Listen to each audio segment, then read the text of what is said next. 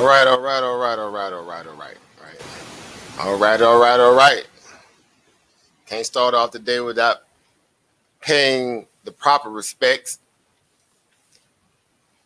to the national anthem, as we know it to be.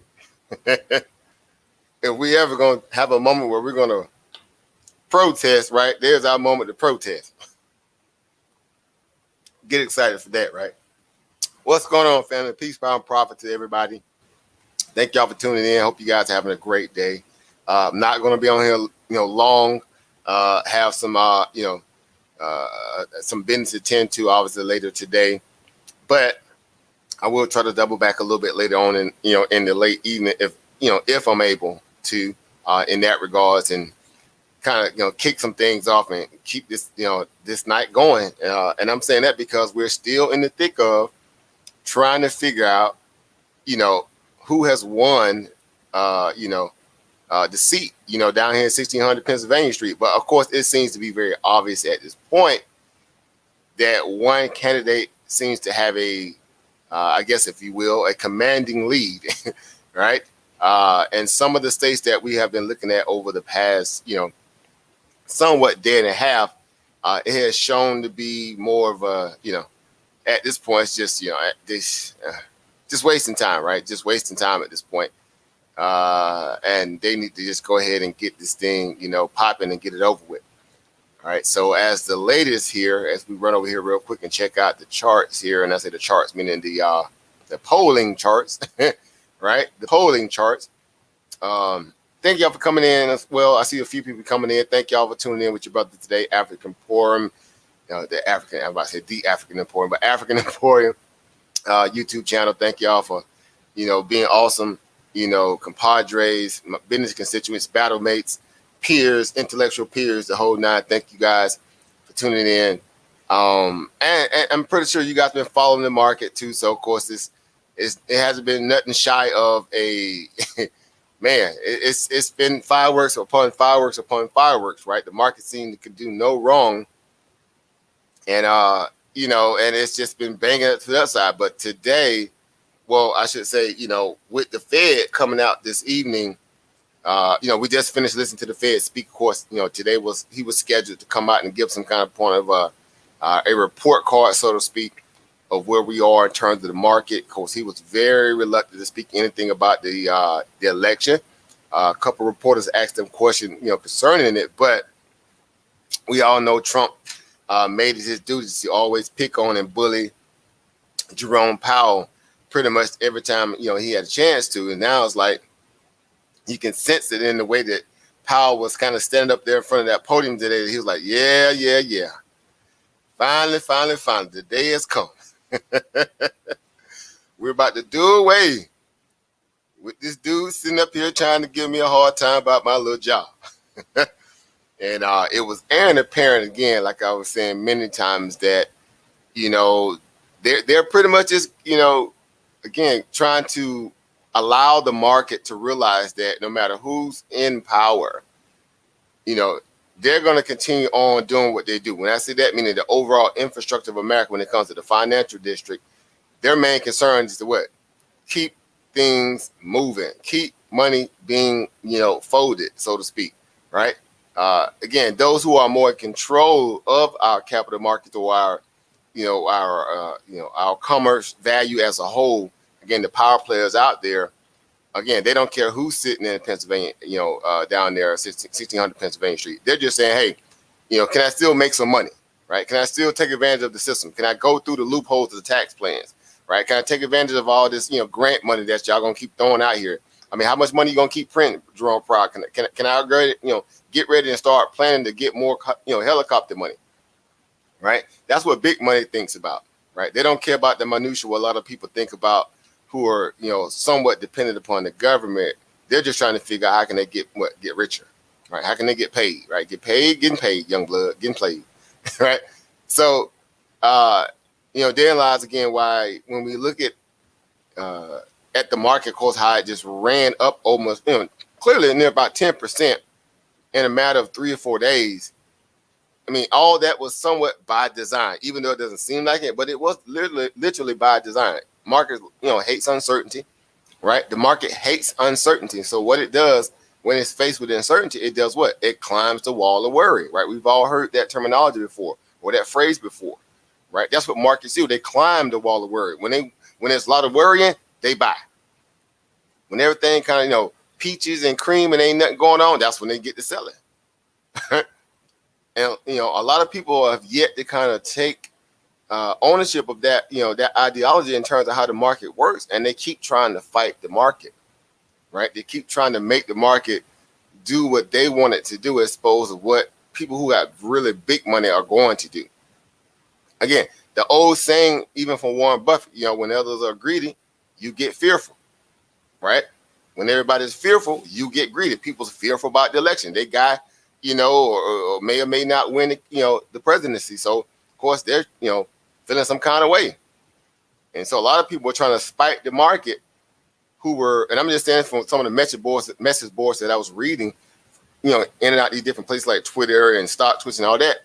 A lot of people who are for, pro-Trump, they were trying to spike the market, right? No, this is crazy. The market should be crashing because Trump said if he don't get reelected, the market's going to crash. Y'all remember that tweet, that legendary tweet that Trump put out, right? When he said that if y'all don't, reelect me, the market's going to crash. Your 401k is going to crash. You're not going to have any money in your 401ks. All your savings are going to be gone, right? You don't want to make that mistake and don't reelect me. Of course, his words, not mine, right? His words, not mine, right? And so the market was like, okay, yeah, about that, buddy. Yeah. So what we do over here is that, we're equal opportunists, right? We move at a different drum beat, right? We care about getting paid, and that's the only thing that makes us happy. No matter who's in power, right? We need that ticker running, right? We need them tapes, popping them stocks coming across it, right? We need to have, ample opportunity to keep growing, this opportunity in a way where, we'll do whatever we can, in essence, to do our part in terms of the economy. So no matter what, they're always going to be poised to take advantage of no matter who's in power. And so we have to be very cognizant of that, especially a lot of us who are new to this and you're learning how to read the tape, so to speak, as we say, how to read the sentiment of the market, right? That's why I'm always talking about being a big, proponent of psychology, right? Getting your mind wrapped around learning how to be disciplined and emotionless in this industry where you don't let your emotions precede you in the way that the money is flowing. Because if you try to go against that flow, you're going to get you're going to get ran over, and it's not worth it. So again, when the market is trending strongly in a directional value that shows you, it's saying, hey, hop on, let's take a quick little ride. Then by all means, you make sure you follow that mandate. And for what it's worth, it was very clear and apparent that regardless of how the election was going to go down, even on the first night, Tuesday, that is, they were already starting to kind of front load the tech sector, right? It was already said, it was already being thrown around. The newscast was already saying people just going to run to a flight to safety. Well, where's the stocks that are flight to safety? There's definitely going to be stocks like Apple, Amazon, Google, Facebook, this, that, and the third. And not only that, it's kind of like they kind of even gave everybody a hint last week, right? Because previously they did what? A lot of those stocks had earnings last week, and what did most of them do? They sold off. So basically, that was just a clue to say, okay, they're finna turn around and try to buy the dips, right? And they're gonna use that as a catalyst to run the market back up, right? Buy the tech sector, buy the QQQs, buy XLK, right? Buy anything that has a tech value to it that's seems to have a pretty decent balance sheet and good schematics and so to speak, on the technical side. And that's what the market did. And that rally alone from the tech sector, again, a rising tide lifts all boats. That's basically what happened. The SPY fell right in line like it typically does, and they rode, Gravy Valley biscuit wheels, right? They rode the market up, through Gravy Valley with biscuit wheels, and they didn't look back. We're talking about the market was sitting at 322.63 at the low of day.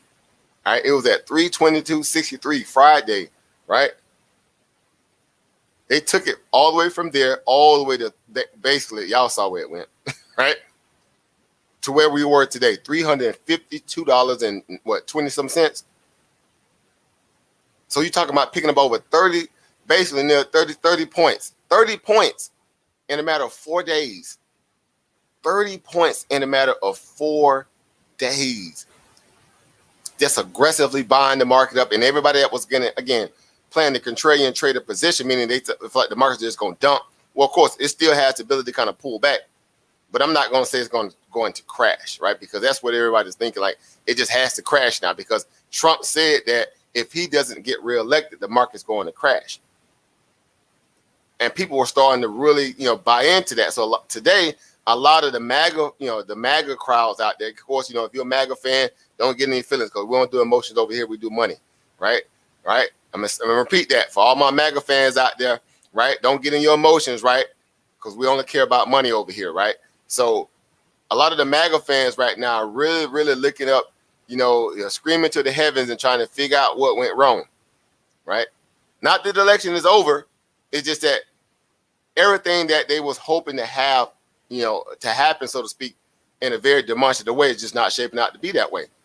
The election is tight. It's obvious that Biden's in the lead. They feel like, okay, well, if that's the case, y'all gonna try to cheat my boy, because now they're trying to say that it's fraudulent. Y'all cheating him. They counting ballots that ain't supposed to, that's not even there. I mean, everything you can think about, they're coming up with every excuse that's possible to try to, make sense of how they figure, on an arrogant perspective, that the guy was going to win. Right. So all the MAGA hats right now are looking very suspect. And I said because what you gonna do with all the MAGA hats if Trump loses? All them new MAGA hats that Trump ordered, and they bought all these new, MAGA 2.0 hats. What are people gonna do with those hats if he loses? I'm just asking a simple question, course. I ain't trying to step on nobody's toes, right? But I'm just trying to ask, what my MAGA fans gonna do out there? What the family gonna do out there? Right? Because it's starting to get very, obvious that, this house finna get, rearranged, right? They finna rearrange the furniture. They finna rearrange the curtains. They finna spray everything down with bleach and Clorox and Lysol, right? Of course, y'all know the whole issue with the coronavirus. I said that early on before the election even kicked off. The biggest thing that the market was kind of, or the voting market was really thinking about is the value of how well the coronavirus situation was handled. A lot of people feel like it wasn't necessarily handled in the best way. So people took their vote to the ballot box with that kind of energy. And they delivered in their mind what they feel like was more feasible for them. We don't know even if Joe Biden does get elected, how well he would do or would not do. Right? It's still up for grabs even with that perspective. But of course, it's still all speculative, right? We just don't know. But one thing we can say thus far is that they've been trying to really, follow the science, right? They've been trying to really follow the science. And then, our Republican colleagues, right? They just been saying, screw science. We all about, putting it in God's hand. We're going to put it in the hands of opening the economy back up because we're going to put money as the sole, religion, right? Because money is the religion. And the religion says, open up. No matter what, put your gas mask on and go to work, right? And if you don't put a gas mask on, the virus ain't that serious. If you catch it, you won't pass away. So it's all good. Just going out there and make some money, right? Go build up the country. Of course, that was their energy. That's me paraphrasing, but you guys know as well as I know, that was literally how they were positioning themselves. And so a lot of people looked at it like, man, that's pretty reckless, right? Some people say, well, it wasn't so reckless. I mean, again, what was you going to do? Let the economy crash? Well, therein lies the problem too, because what's most important? Saving lives or saving a couple dollars that you're going to turn around and cut a printer on and print more the next day? Think about that for a moment. What's most important? Saving lives, right? Or just, not understanding that you still have the power to cut on the printer like they pretty much did anyway and pump money into the markets. That's basically what happened. And so it was already understood that that was going to be, pretty much one of the tools they're going to use anyway. Of course, the Fed came out, several times, throughout this, coronavirus 10-year value. So, from this year, and was like, hey, we're very accommodative, right? We're going to do whatever we can, right? We're going to backstop everybody, right? We're going to dump unlimited money into the Treasury-backed lending loans. collateral loan. We're gonna buy junk bonds, muni bonds. We're gonna buy everything out there. We're gonna pretty much, we're gonna monetize the debt, right? Which is by proxy, it's actually unconstitutional.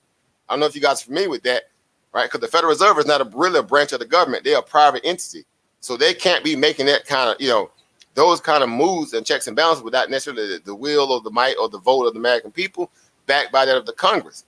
But somehow they usurped some power because everybody was so disenfranchised by the virus, and they were just out there making all kind of willy-nilly moves. And then, of course, the guy that they look to, that's pretty much their boss, which is Steve Mnuchin, pretty much didn't say nothing. Because, of course, he wouldn't, right? He was all, Trump booed up and trying to handle the business, and making sure that, the corporate side of the house stayed what? Highly liquefied, right? Highly liquid, right? All this new money that was coming in, it was just, it's clear as day that, that was the agenda from the get-go, right? That was the agenda from the get-go. So here we go, going into, Friday, it's pretty much, in my mind, again, like I said, my opinion only, I think we're pretty much, down to the last little hour here with these votes. It's looking pretty, it's looking pretty hard for our boy Trump right now. Of course, y'all saw the news today. He filed about 5 or 6 motions for to question the ballots counting scenarios in the state of Georgia, Pennsylvania, Wisconsin. Right? He actually him and his team flew. They're actually on their way right now to Nevada. If they're not already there, I think they're there already because they're supposed to have a press conference at some point today.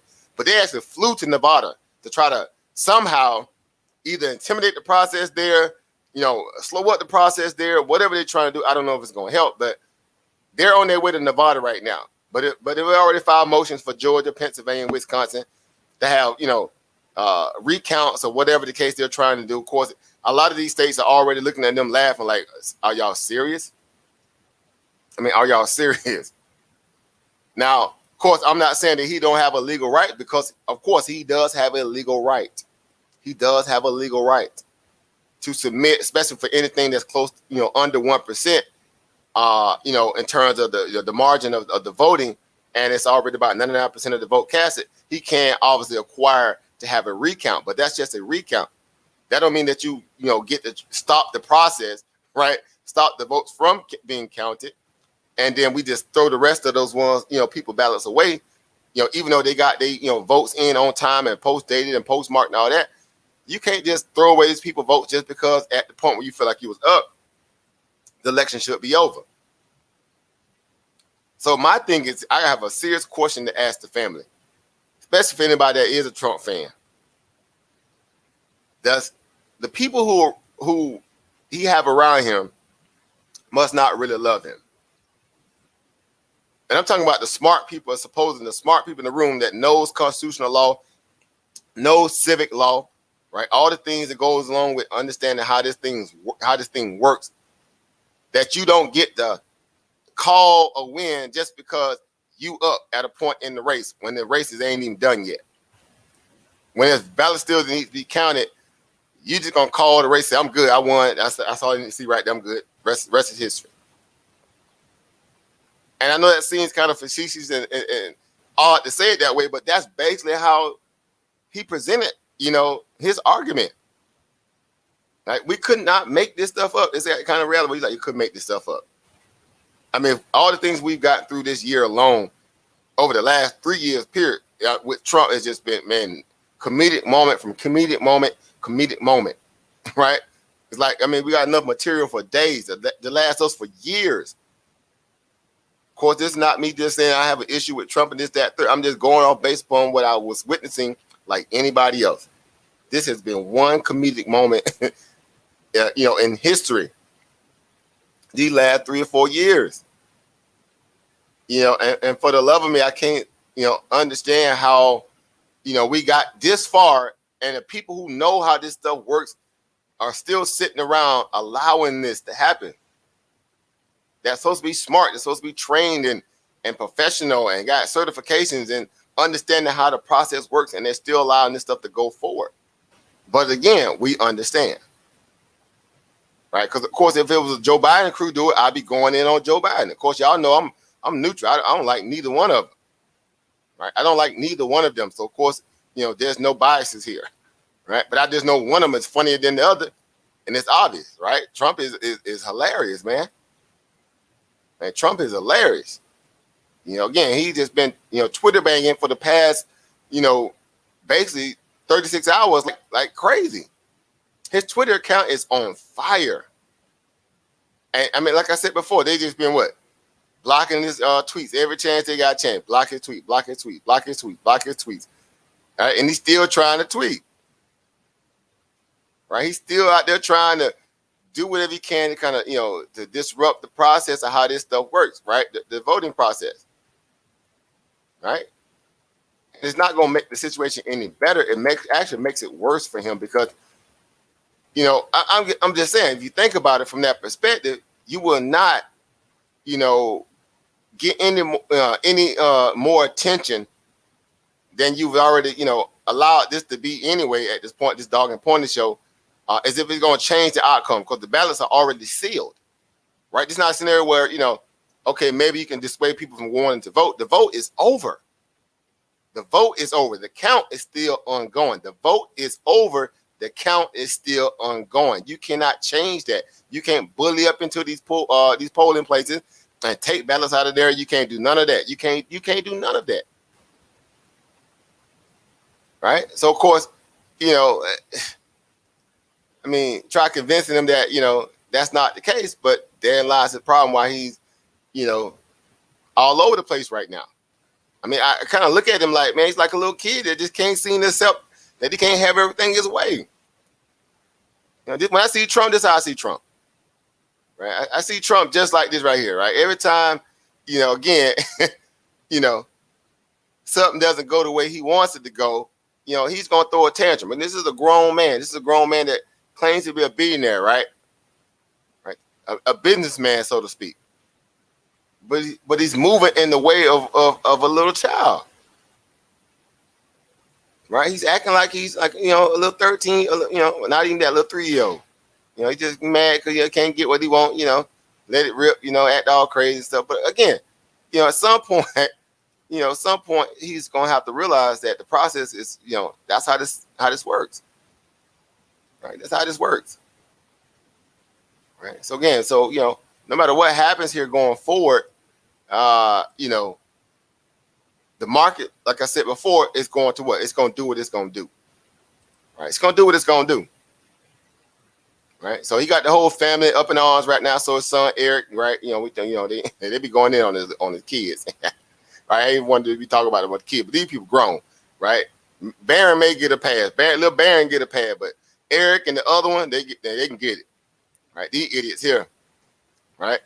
I mean, look at it. Clear as day, the amount of fraud being reported in Pennsylvania, Michigan, Nevada, Georgia, and Wisconsin is unreal.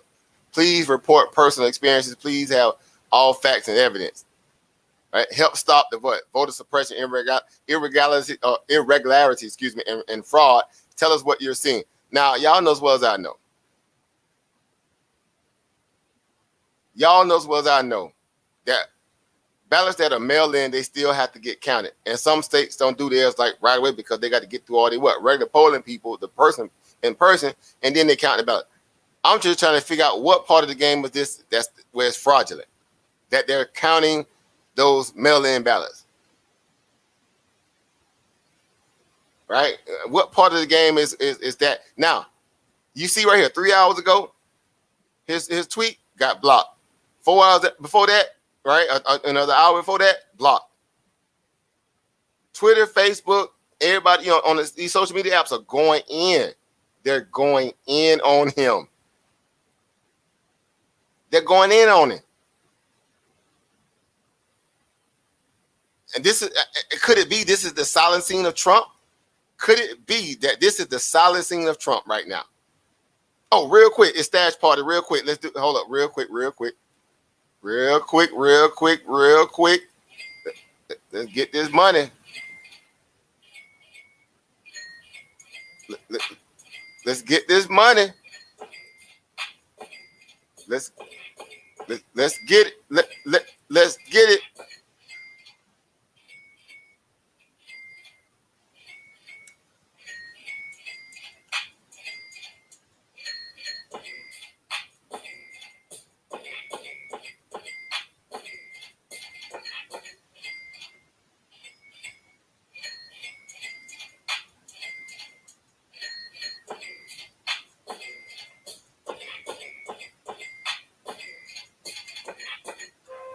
Turn up, turn up, get this money, turn up. Time to get paid, young blood. Let's get it.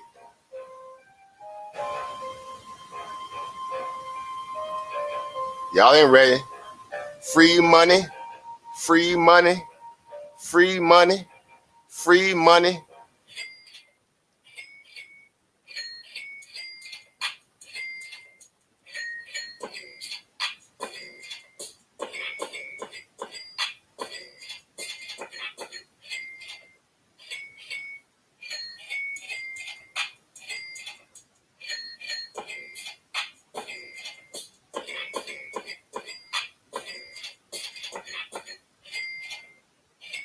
See, y'all don't even, see, we over here getting paid. We over here getting paid.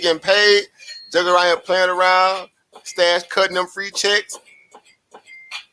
We just stay in the money, right? We stay getting paid. All right. Coming through on the Thursday. My pocket's kind of thirsty. Where you at, Oba Chris? This is your line. You do this. Certified rapper, certified money trapper. How you want it? Let's get it. All right. All right, cut up a little bit. Right? Cut up a little bit, have a little fun. It's Thursday, right? It's Thursday. All right, for those who don't know, get your stash account, get equipped, get those free dollars every Thursday when they let loose. Of course, we've been religiously talking about that for a long time, right? It's time for you guys to start to realize how to get this get this money, right? We get money in a given time, in a given day. If they're cutting the check, we there. Shout out to Stash. Shout out to the opportunity that comes along with understanding how to put your money to work for you, right? Bars, there you go, hashtag bars, right? Right, got them old school bars, right? So shout out again to everybody that took advantage of the stash party. Of course, it's still going. It stops at 4:15. You still have some time left to get in on that. Get you some of those free stocks, right? Tonight's, of course, is Texas Instrument, right? Texas Instrument is the stock of choice this evening for the stash party. Of course, get in on that. Take advantage of, again, like I said, those moments, right? Take advantage of those moments, right? So again, like we were saying too, of course, real quick, we had to take a pause for the call to go get paid, right? Getting paid, right? We had to go get paid real quick. Again, the idea of, this whole, voter suppression, right? This old voter suppression reality where, of course, this is a playbook that typically comes out of Republican playbook. Everybody knows that voter suppression has always been a Republican, playbook, or play. And it's hard at this point now, even though we know Trump is not an orthodox, Republican. Of course, he ran under that ticket, right? He's clearly not an orthodox Republican, right? He's far from it. He's everything except it, to be exact. He's more of a socialist, Republican, Democrat, liberal. He all that in one. Of course, you saw that when they began to come up with the idea to kind of dole money out when the pandemic always became an apparent. He was just trying to bail out everybody. Of course, his excuse was, well, it wasn't everybody's fault. It wasn't nobody's fault. But you still have to be fiscally responsible and do things right and save as much as you can in case it ever gets worse. So you don't just unload all your ammunition out the gate up front. But in his case, he was like, man, look, unload the printing press, dump money in everybody's pockets. Of course, a lot of that money went to his corporate buddies, though. See, that's how this stuff works. It went into the pockets of the corporate buddies. It then go down, trickle down to your pockets, right? Of course, the unemployment extra boost, that was a good granted value, right? But beyond that, a lot of people weren't even able to get able to get unemployment insurance. So what do those people do? They had to sit around and watch everybody else get money. As if the pandemic wasn't affecting them. True story. Right? So again, there's a lot to be said about, understanding how this voter suppression thing is all, in itself, it's just a bunch of, whatever, smoke and mirrors. but it's not going to change the outcome. It's not going to change the outcome.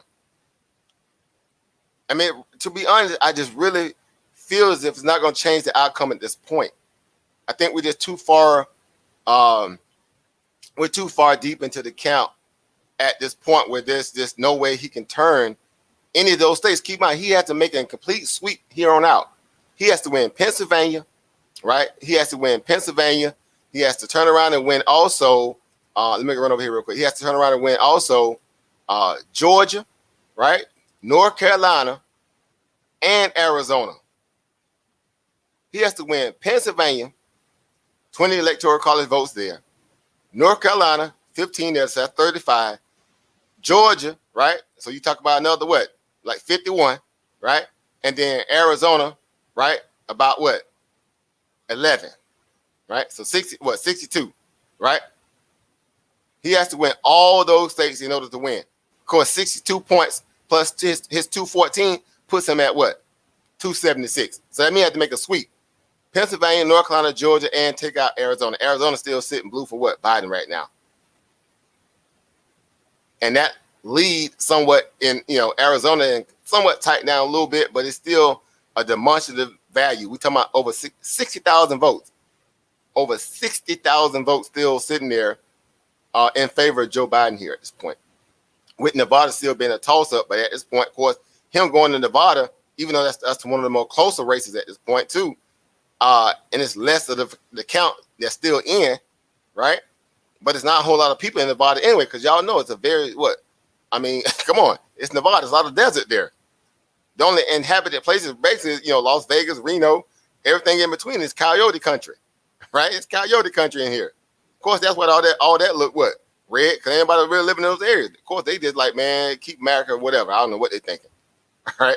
But all the money and the wealth is located in Reno and Las Vegas. So, of course, all this could be red, all this won't. It's not going to stop the what? In my opinion, of course, that vote coming in, solidly for, I guess, from the way they voted, they voted for a Democrat, right? They voted for a Democrat and Joe Biden. So, no matter how they look at it or, whatever happens here, for him to make a clean sweep at this point, it's just going to be, man, good luck. Look how close Pennsylvania is now. Y'all remember when we looked at Pennsylvania about a day and a half ago, or let's say 24 hours. It was, Trump had a pretty much good commanding lead. That lead now has been cut to under what? Under near 50,000 votes now. Right? I mean, this is that kind of, or excuse me, 100, I say 50,000, 100,000. Right? They still got a lot of votes still to be counted in and around the area we were talking about before, right? Philadelphia area, of course, Allentown. We already know Pennsylvania is locked, locked and sealed at this point. They still probably got people still counting, mail-in ballots, but those aspects of the state is not going to turn at this point. They're not going to turn from blue to red. As some votes still come in, so it's already looking pretty bleak right now for the buddy. I just don't see how he's going to make any kind of demonstrative comeback.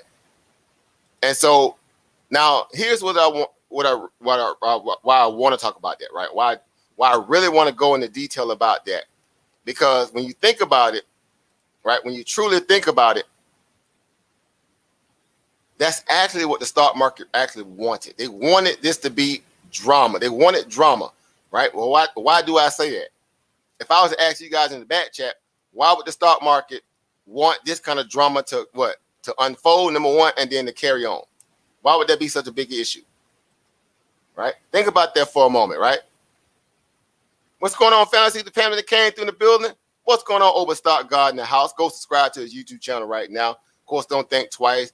Don't sit there and ponder and posture around. Go subscribe to the channel. You will not be disappointed. You will love it for what they say. You will love it for a lifetime, right? Brother's an awesome trader. Came up in the ranks like everybody else, getting it in, making moves every day.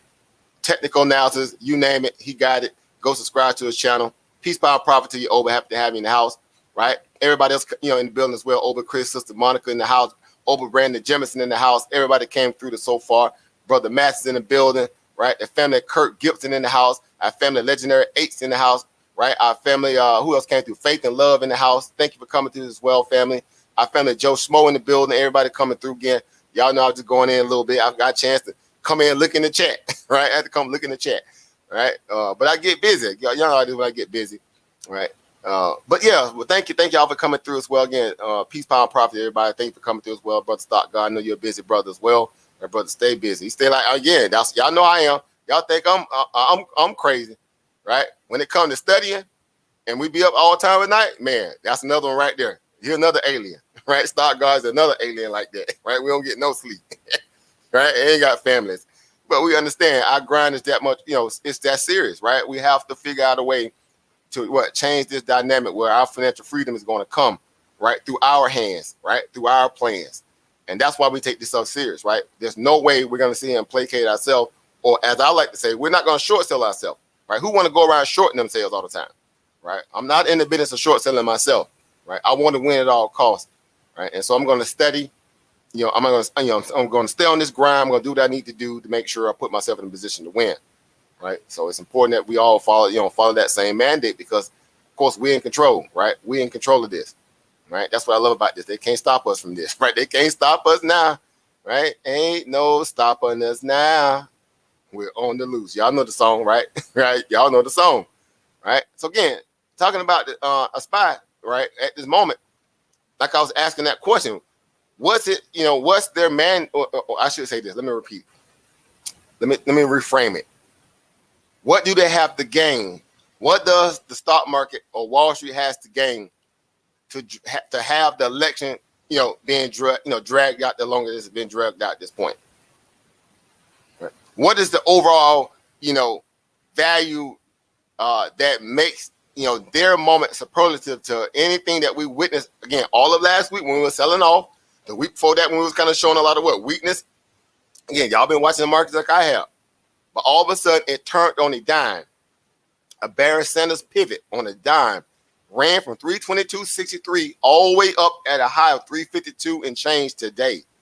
And again, we're talking about 4 days. Roughly 10% or something like that. Some crazy number in percentage gains.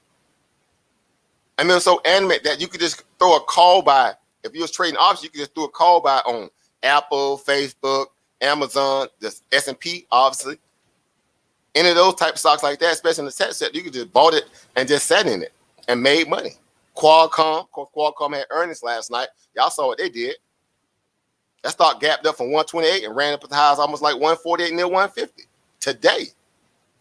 After having a big bang of a move, last night after our session, so the market was obviously in a very fruitful mindset. And the liquidity came in, y'all. I mean, we saw the melt ups, right? We saw the money. I mean, look at this. Look at the market from a place where, if you just go back, right? Let's go back, right? Look at this here. Look at that. That wasn't even the cup and the handle, right? It's just a cup, right? It's just a cup with no handle, like one of those styrofoam cups, right? You pour your little Kool-Aid in there. That's the type of cup this is right here. This was them saying, okay, bring it down, bring it down, bring it down, right? Let's get it pretty low going into the election, right? So we can do a rip your face off rally, like something seen that ain't never. I mean, come on, seriously? They did this in a matter of how many days? 1, 2, 3, 4. How many days it took them to bring this thing down though? 1, 2, 3, 4, 5, 6, 7, 8, 9, 10, 11, 12, 13. It took them 14 days to drop the bid, right? To drop the bid, because that's basically what they're doing. They're dropping the bid. Keep people trying to raise the ask prices. They keep dropping the bid, lowering the expectations of the market. That way, you obviously try to undercut it, right? Because that's how that happens, right? If the market keeps dropping, you tell yourself, well, if the market's gonna keep dropping, it's no need me trying to pay market value for this. Right? I'm not gonna pay market value for a market that's kind of keep dropping. I'll limit in at a much more lower price. You keep dropping the bid, guess what the market does? The market tries to go down and fill those bids. It's a lot of a computer algorithm that's driven. So it's trying to fill those low bids, and the lower you drop your bid, the more the market is going to come down. On top of all the macro news as well. Bad press releases, things that happening, again, y'all saw it like I was, things that happening around the market. As far as geopolitical news that help also dagger the markets. The issues with the vaccines and that stuff all compounds. It all compounds the ideology of why people will sit here and watch things like this happen, and then they'll get to a point where you're like, man, this is just crazy, right? It's at this point here, we're at 322. Oh, I know we're finna drop. I know we're finna, at this point, we didn't drop this much. Man, the bottom finna fall out the market. And we have an election getting ready to kick off. See how the market just baited a lot of people all at once? See how the banks baited a lot of people all at once? And then literally, Sunday futures market going into Monday pre-market, what did the market do? It went gangbusters. And every day from that point on, all this new money came out of nowhere. That's what you would say, right? You would say, well, where all this money came from all of a sudden? How are they able to buy the market up this kind of demonstrative value? And, just literally a week ago, it was just no volume. The market was plummeting. This, that, and the third. Well, here's why. Again, that's why we say we don't use emotion. We use logic, reason, technical, and fundamental vantage points of understanding how markets work. All you had to do is see all this what? This downtrending. All this downtrending. All this liquidity is being what? That's outflow. All that is outflow, right? That's them kind of like a pressure cooker, right? You kind of tap the top of the top, let a little steam out, a little bit more out, a little bit more out, right? And eventually, you let all the steam out, right? Then you can open the lid, right? Check what the pot looking like, right? What that thing smell like on the inside, right? What it look like. After that, in comes what? It's time to eat. After that, it's time to eat. What did the market do? What did the market do? Clear as day here. Clear as day here. Aggressive market buying. Now, here's what's interesting. You can start seeing the volume, obviously, in this case, even in this case, like I said, the volume be more consistent with a lot of what? A lot of green. This day right here was just crazy, right? That day where was this one here? This one right here, the volume came in over here was crazy, right? It was crazy. Let me pull this over. This day right here, crazy. This was the telltale signal here. Remember, we talked about that. This was Friday before the bell ring. This was Friday before the bell ring, going into obviously this week for the election. Look at all this volume that came into the market. We sat there and saw it. We talked about it. It was the last 5 minutes before the market closed. We saw an inflow like none other. That was not by mistake. Those two volume bars right there, we talk about close to 14 million shares came into the market. Literally, somewhere within the last, 15, 20 minutes in the market. 14 million shares of a $300 ticket. And that was just at the close, though. What I'm saying, at the close, right? We know the volume, or in terms of the S&P, typically reaches around about, on average, right? It does about 60 million to about 70 million, on any given day. You'll get that out of the spot, right? But there 14 to 20 million value of it came in the last 15, 20 minutes of the market. All of a sudden, all the volume came out of nowhere. That was them starting to front load. That was those, market makers, hedge funds, banks, whatever, starting to front load the market going into next week for the election. I mean, it was clear as day. We talked about it. It was like, man, this is crazy. But it didn't seem so crazy because we was like, well, hey, this is what the market is trying to do. It's trying to get back inside of the penalty box. We spoke about that on the technical charts. It was outside of the penalty box. Their goal was to get it back inside that linear regression band so they can what? They can play ball. They did that. The first day it got back inside that linear regression band, that's when people should have been saying, okay, well, that's what? I'm going to play ball with them. I'll play until they what? Until they what? Close the what? Park down. So you could have bought the call buy, a 330 call buy, right? You could have bought a 335 or 332, any of those expiring on the 4th, obviously, which was the other day, right? And rode, that particular play in itself, which we know we was up near close to around about 338 yesterday. That call buy alone would have printed you nothing less than about $700-800 minimum. That would have been minimum. Of course, if you bought it right before Friday, then yeah, you'd have been up, man, like about $1,200-1,400 on that call buy. If you bought that far out, you'd have been up by about $1,200, $1,400 on that call buy. That's the kind of stuff that I'd be like, I get excited because, like, man, we have to get, get to that point when we say we read the tea leaves, right? We got to get really good at reading the tape, right? Reading the sentiment of the market, understanding the volume, inflow, outflow, right? Some of us know it as liquidity, right? Y'all see it here clear as day. Look at that volume. Before that, look at the volume. Before that, look at the volume. Look at the days ended out pretty much every day. Before that, at the close of the market was what? Dumping. Big red bars right there. Big red bars there. Right? That was the setup. Everything from that point on was all the feds and the big money people coming in and controlling the market. They gapped it up every single day. Every single day was a gap up. And here we are again, right? Here we go again, right? Right? About in that same that same kind of level of that same kind of energy. Where even though we had the Fed came out there and pretty much told you that they're still going to be accommodative, right? They're going to keep interest rates pretty much at zero. Again, 0.24 is the interest rate at this point. We saw some news the other day that the 10-year yield is starting to drop again. Well, what's the significance of the 10-year yield dropping? It's just that that's because the inflationary aspect of people pumping all this money all of a sudden, it's kind of like when they have like it's like a cataclysm in a lot of ways, but like when you just stretch that rubber band for so far, right? Again, you pumping, and you don't have, in this case, of course, people still not necessarily working. You don't have enough money coming in to the system through working it off. Then that's why the yields obviously start acting a little funny, right? You just got all this, this accrued debt out there, but there's nobody working it off at this point. So yields start acting funny, right? People start, again, in this case, y'all know we've been talking about that before. Again, people shifting their bills around, right?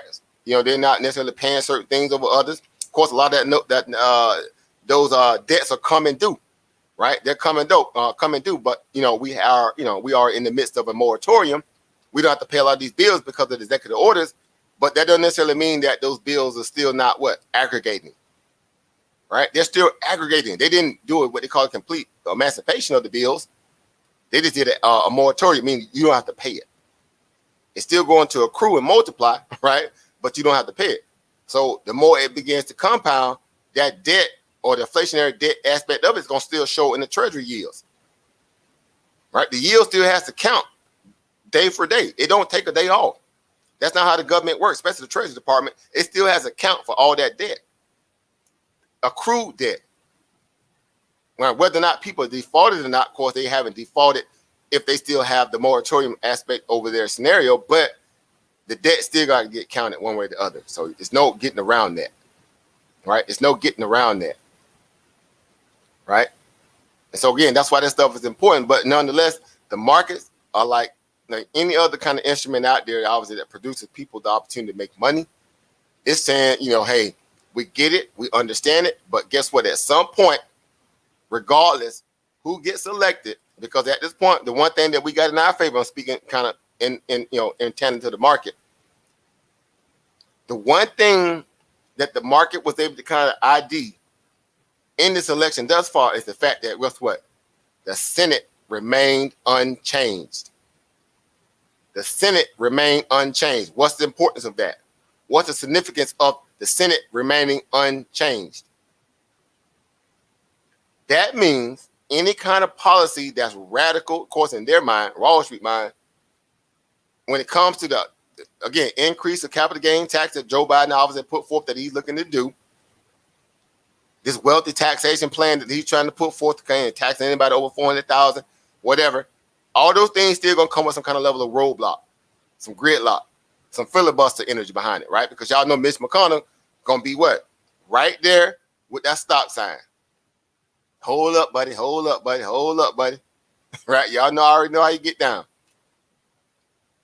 And so that gives Wall Street some kind of semblance of what? Relief in their mind. Now, what's also interesting, I don't know if you guys are familiar with the macro data because y'all know I like to follow these little nerd stats, but on average, historically, on average, right? On average, right? Wall Street has always done significantly a lot better under Democratic president. Not making this up. Not making this up. Wall Street typically always performs better under a Democratic president. Now, ask yourself this. Why was Wall Street so scared of a Joe Biden election? Why was the market taking the tone as if they would be scared or skittish of a Joe Biden presidency, right? You know why, right? Because Trump put out that energy that if he does not get reelected, the stock market is going to crash. As if any time in history when the market didn't crash, people just stop buying the market after that point on. Like, when has that ever happened? Right? Y'all know that's not how this stuff works. People can't wait to buy when markets crash because you get things cheaper. You get things cheaper. Right? So let me run through that footage real quick. Let me show you some of that data. Right? Thank you for reminding me there, Oprah Chris. Right? Teamwork, right? Teamwork. Let me show y'all this. I got to show y'all this, right? So that way we won't be confused because y'all know how we do over here. We don't play the radio over here. Right? We're going to bring data out. We're going to bring some receipts out. We're going to bring some invoices out. We're going to bring anything we need to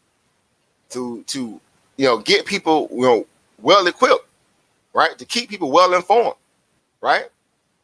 Right? Can y'all see that there clearly? Let me see if I can blow it up a little bit here. I'm going to blow that thing on up there a little bit. Far as it can, I guess let me blow it up, right? But look at this here.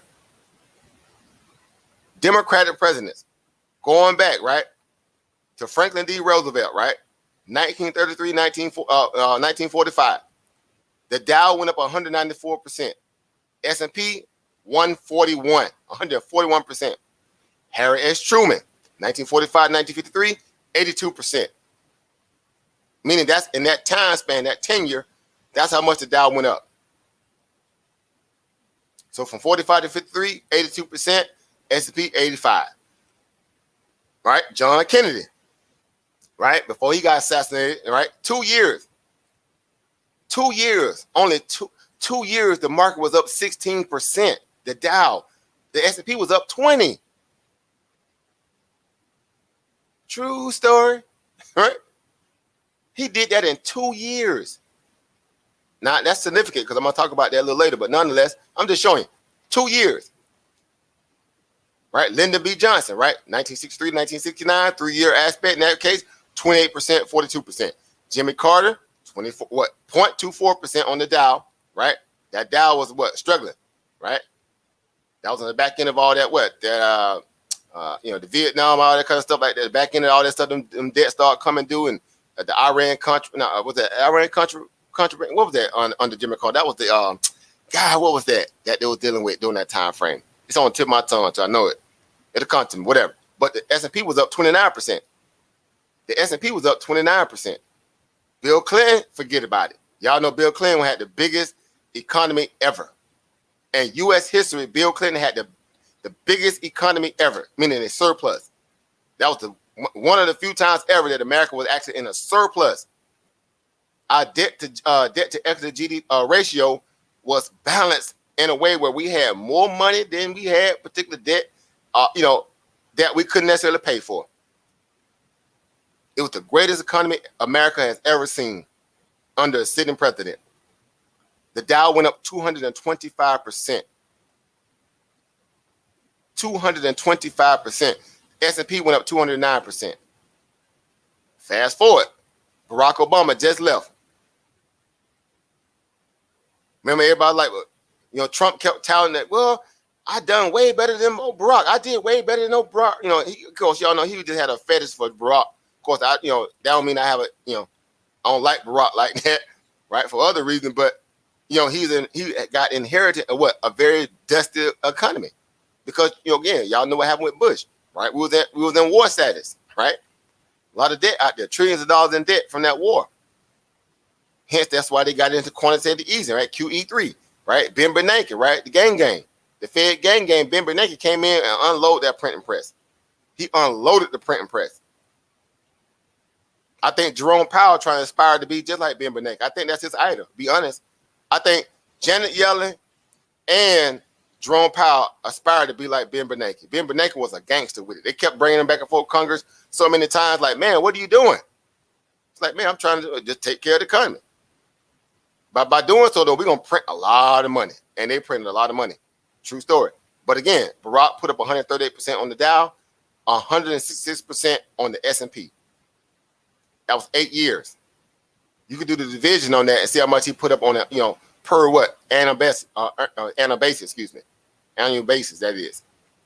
So that average, in itself, roughly close to about dang near 100 years, the Democrats put up 97% in the Dow and 99% in the S&P. Look at the Republicans down here, right? People don't want to see this data. They don't want to deal with this data, right? They don't want to deal with this data, right? They're going to talk a good game when it comes to everything else, but when you bring out them receipts, Joker get quiet, boy. And that don't mean this. I'm not saying I'm a Democrat because y'all know I'm neither that. I don't do gangs, right? I don't do gangs, right? I'm neither Republican nor Democrat. I'm just going strictly by the data. As an investor, my emotions are out the window. I don't have emotions at this. I'm trying to better position my money to make money, right? I'm trying to better position my money to make money. It's not about emotions. It's about getting paid, right? It's about using their greed as an advantage point for me to latch onto it and get my piece of the pie too, because they have no chill when it comes to their greed. None. So why should I be sitting there worried about it? Right? I got the ability like anybody else that has an ability to get my portion of it too. That's sitting home, that have no job, that's dealing with all this. That's it. Family A1 100 DB, the oil embargo. Exactly what it was, right? It had issues with Cuba and all that stuff as well. It was just a mess, right? Right? But seriously, if you look at that from again, we talking about data points, right? Statistical data points, right? Let me blow that up a little bit because I know it's probably smaller on you guys' side. I'm sorry about that. All right. But seriously, look at that. Look at the chart. Look at the data. The data is saying what? Republicans have always been lacking when it came to the overall aspect of the market growth underneath them. Because we understand that Democrats by trade are more liberal minded. They're about somewhat, big government, right? Again, spending a lot of money for the common good of everybody, because somewhat like they say that the air of they call it socialism in a lot of ways at this point in these days, but I'm like, they just trying to take care of the people that pay taxes. And people who got a lot of money don't like that because they don't want you to be equal to that of what they got, right? What they've been able to finagle away from the markets, finagle away from the economy, steal through taxes and, not paying taxes. Again, of course, y'all know, like I said before, Jeff Bezos skipped a $20 billion tax bill under Trump's plan. $20 billion tax plan, a bill that he skipped on. Skipped town on it. Do you think he was up night, late at night, turning in bed, thinking about, man, I don't feel good about not paying my fair share of tax? Do y'all think Jeff Bezos was thinking about that when he was sleeping at night? Or was he like, getting paid, young blood, getting paid? Come on, let's be honest here. That happened under a Republican president. All the big wealth heists of America always happen underneath for what? Republican president. Not my word. I'm just going by the data. They have a way of getting richer when these moments happen. That's why most of the wars that kick off are typically, in essence, underneath for what? Republican president. They understand that's a playbook of theirs. Cause the chaos, start a war, fleece the American people of what? Taxes. And then what? All this money start coming into the market, the free money out of the printing press, treasury, national debt go up, right? The Fed balance sheet start to rise, and guess what? Big money come in and just make a killing off all that. Average Americans walk around like, man, I don't know what I'm gonna do. It's hard times. That's the hustle. So Republican, Herbert Hoover, negative 83%, 1929 to 1933. Right after he left, Franklin D. Roosevelt took that thing and ran it. He had a negative 83 on the Dow, a negative 77 on S&P. Dwight Eisenhower, obviously he had to bang out time, right? We're talking about 1953, 1961. Y'all know what was going on during that time in America. Bang out time, 120% on the Dow, 130 on the S&P. Richard Nixon, we know what's going on there. We ain't got to talk about it, right? Right? We ain't got to talk about that. We know what went on with Richard Nixon, right? Right? what they call tricky dick. They call him tricky dick. Oh, freaky Richard Nixon. Negative 17%, negative 21 on the S&P. Right? Gerald Ford, 25% on the Dow, 28 on the S&P. Ronald Reagan, right? Ronald Reagan, what? Y'all know the Reaganomics, right? This whole issue with Reaganomics, right? That's when the bank really found their what? Their puppet. Reagan was no more than a puppet. I mean, we did a documentary exposing Ronald Reagan. How they used Reagan, right? How Goldman Sachs, Merrill Lynch, and a few other big banks out there use Ronald Reagan as just a front man so they can get into the market, take some particular key pointed roles in his cabinet so they can what? Funnel a lot of money out of the American economy into their pockets. True story, not making it up. Not making it up. That was one of the most demonstrative times when they had matter of fact, an old executive, I think it was Merrill Lynch or Goldman Sachs that was actually the head of the Treasury Department underneath what? Ronald Reagan. Pretty much a day trader was sitting at the Treasury Department making decisions with taxpayers' money. True story. True story. Might want to look into that. Right? Might want to look into that. Right? Y'all might want to look into that. Right? But again, I'm just saying. So understanding how this stuff works, right? How they been able to make these kind of moves. And this is what they do. Right? George Bush, right? The first Bush, right? George first, right? George the first. 45%, right? 52% on the S&P, right? George the second, forget about it. Crashed everything. Clinton left him in an economy with a 225% Dow, a 209% S&P. Man, look. Couldn't make this stuff up. George II got that kind of economy. He got the keys to the station wagon and drove it to the dirt. A 225% Dow, 209% S&P, he drove it into the dirt. To the tune where he went negative. He went negative. Couldn't make this stuff up. And here's your boy right here. Here's your boy right here, Donald J. Trump. 39% on the Dow, 47% on the what? S&P. Those numbers obviously can fluctuate a little bit here on the last little few days he got left. If that's the case, if you don't get, win a re-election, it's standing to be that there's going to be plus minus ratio of maybe about a couple percentage points here and there, up or down, maybe 2 or 3 percentage points up or down.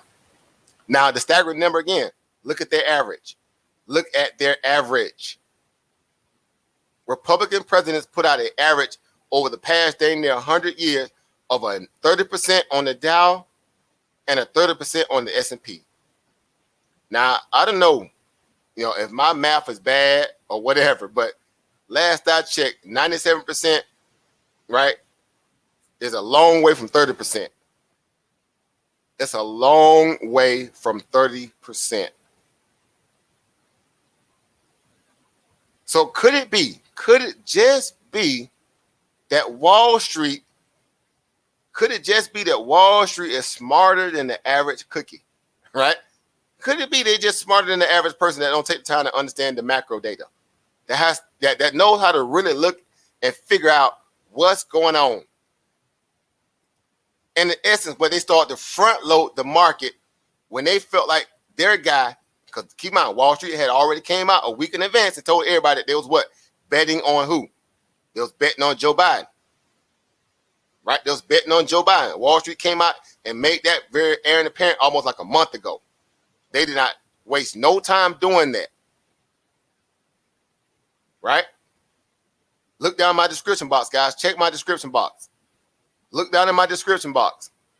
Right? Right? Look down in my description box down there. Right? You know what's going on. Right? We know how they've pretty much, made it very clear. Right? Markets rally as investors keep betting investors. Who are the investors they're talking about? Right? Look down in my description box. Look down there. Look down under my current events down there. What do you see? What do you see down there? You see what? Markets rallied as investors keep betting on Joe Biden, right? Is poised to be named what? President of the United States. The markets already was putting that into motion almost a month ago. And so all that time that they use, right? All that time that they use was more so them doing what? Right? That was them doing what?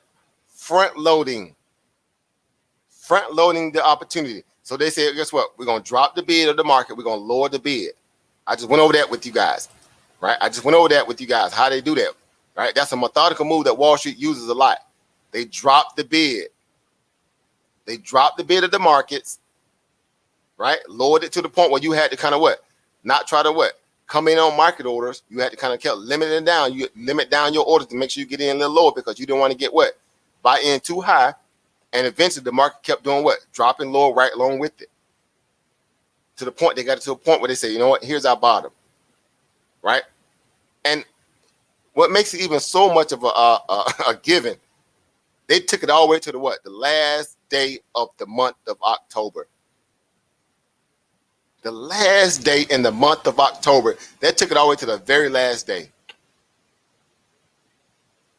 And then literally in the last hour of the market, they did what? Turned it. Last 15 minutes of the market, they turned it. Couldn't make this stuff up. Little quick. Let's run to the charts real quick. Right? Let's run over to the charts really quick here. Right? I don't have a lot of time today a little bit, but I'm gonna try to come back on a little bit later too.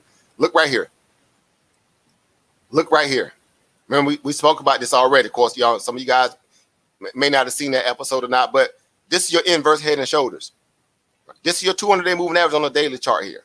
What do you see? Again, remember I talked about they walked the market down? They walked the market down all the way from the middle of October, October 12th to be exact. They walked it down all the way. Look at this here. Walked it down. Look at this, the trend line here. Walked it all the way down. Broke the 20-day moving average. Didn't waste no time sitting there playing around trying to ping back above it. They just said, nope, go on and send it lower. Of course, there are a lot of things that were going on too to make it worse because people kept getting in their way in terms of these people, these elected officials and all that. They made it worse. They compounded it. And then the market just dumped on itself at that point. Just really went down to the lows. You had 1 day of retracement, obviously giving the market give a chance to kind of catch its breath, and then right back down the following day. Again, the last day in the month, October 30th, right? We hit that low around about 322.50, somewhere around 322.60, somewhere around there. And then right after that, the gap up the next day, going into what? The first day of November, right? A new month. Shining. Look at this. Shining right there. Big old doji sitting there. After they gapped up from 322, it gapped up here to roughly around about 330. So you was already up about 7-8 points off that gap up. If you bought calls right before the bell Friday, you was already 7-8 points ahead of the game on that gap up. Of course, like I said, if you bought the 335 to 330 calls that was expiring on Wednesday, you was already up again. We talking about, man, $1,400 in profit. Somewhere around there, between $1,200, $1,300, $1,400 worth of profit. Couldn't make this stuff up. Of course, and then the next day, Tuesday, another banger day. Went all the way up to 338. You held all the way up there, man. You talking about $1,800, $1,900 worth of profit, somewhere around there. If you'd have held it until yesterday, the expiring contract date, of course, that would have turned into what? It went all the way as high as what? Up to 348. You talking about a minimum. You would have made a minimum of about $2,700 on one call buy. About $2,700. Had you bought two, like me, I try to buy 2 or 3 sometime every now and then. I buy 2 or 3. Of course, you do the math on that, right? That's three times based around about 3,000 almost.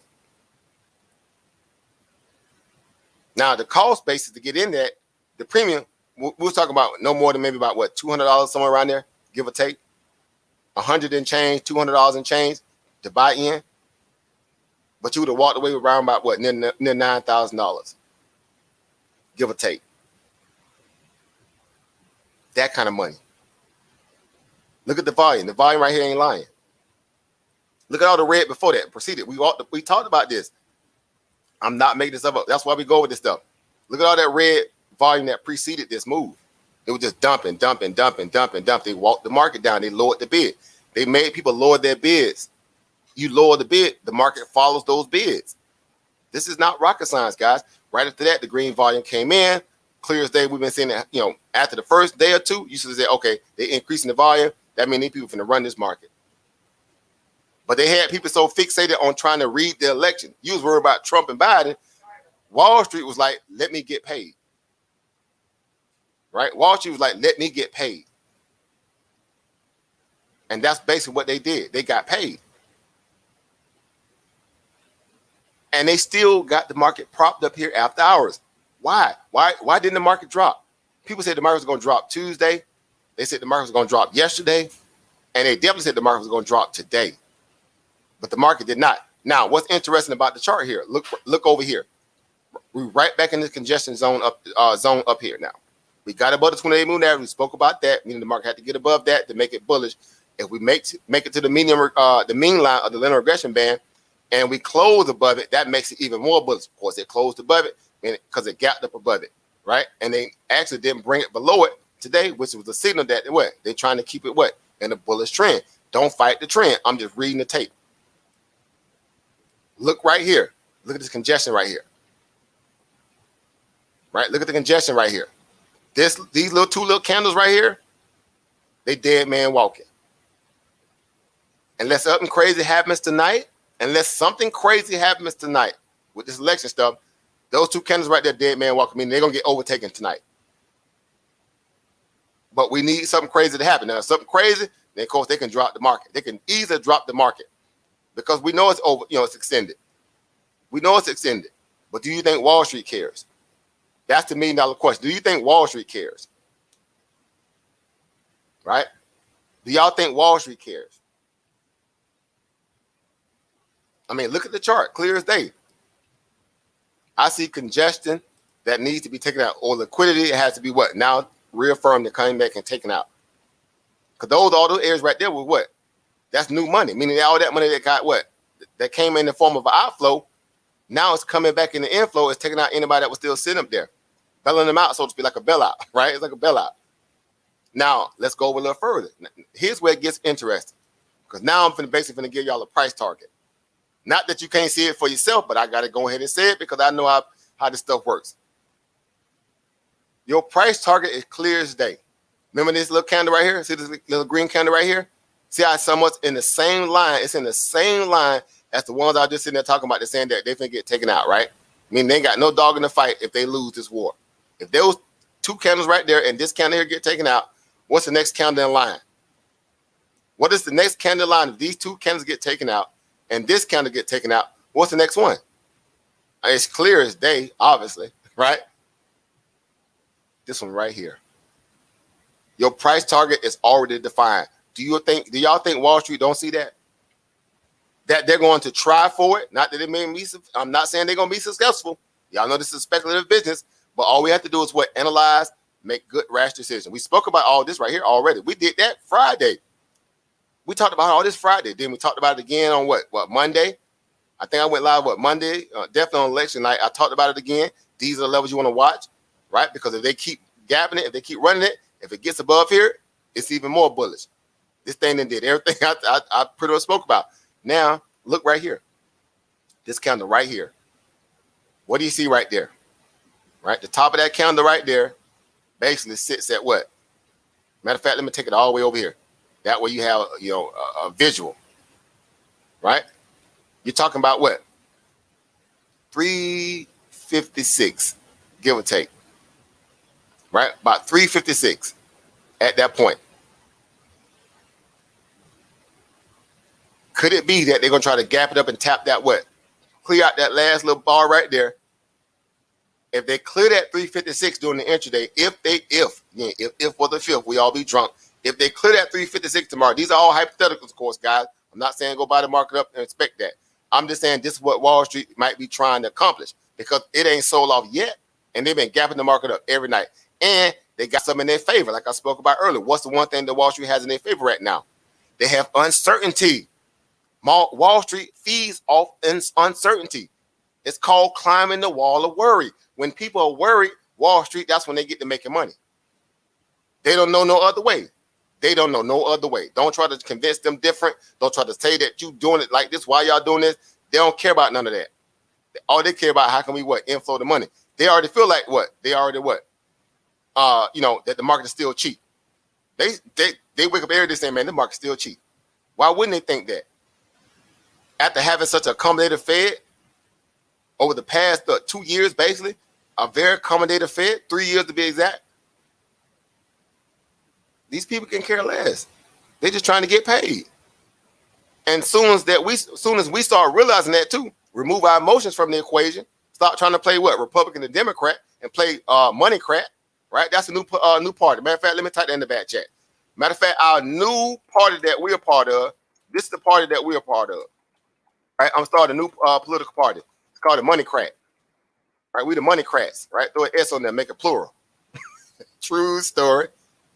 Our new political party is called the Moneycrats. T-shirt moment. Right? T-shirt moment. Right? Sorry about that. So the banner, that's that stream, y'all. It's 336 though. 336 is potentially, I should say, the target that 356 that Wall Street might be trying to go take out. If not during the future market tonight, maybe tomorrow.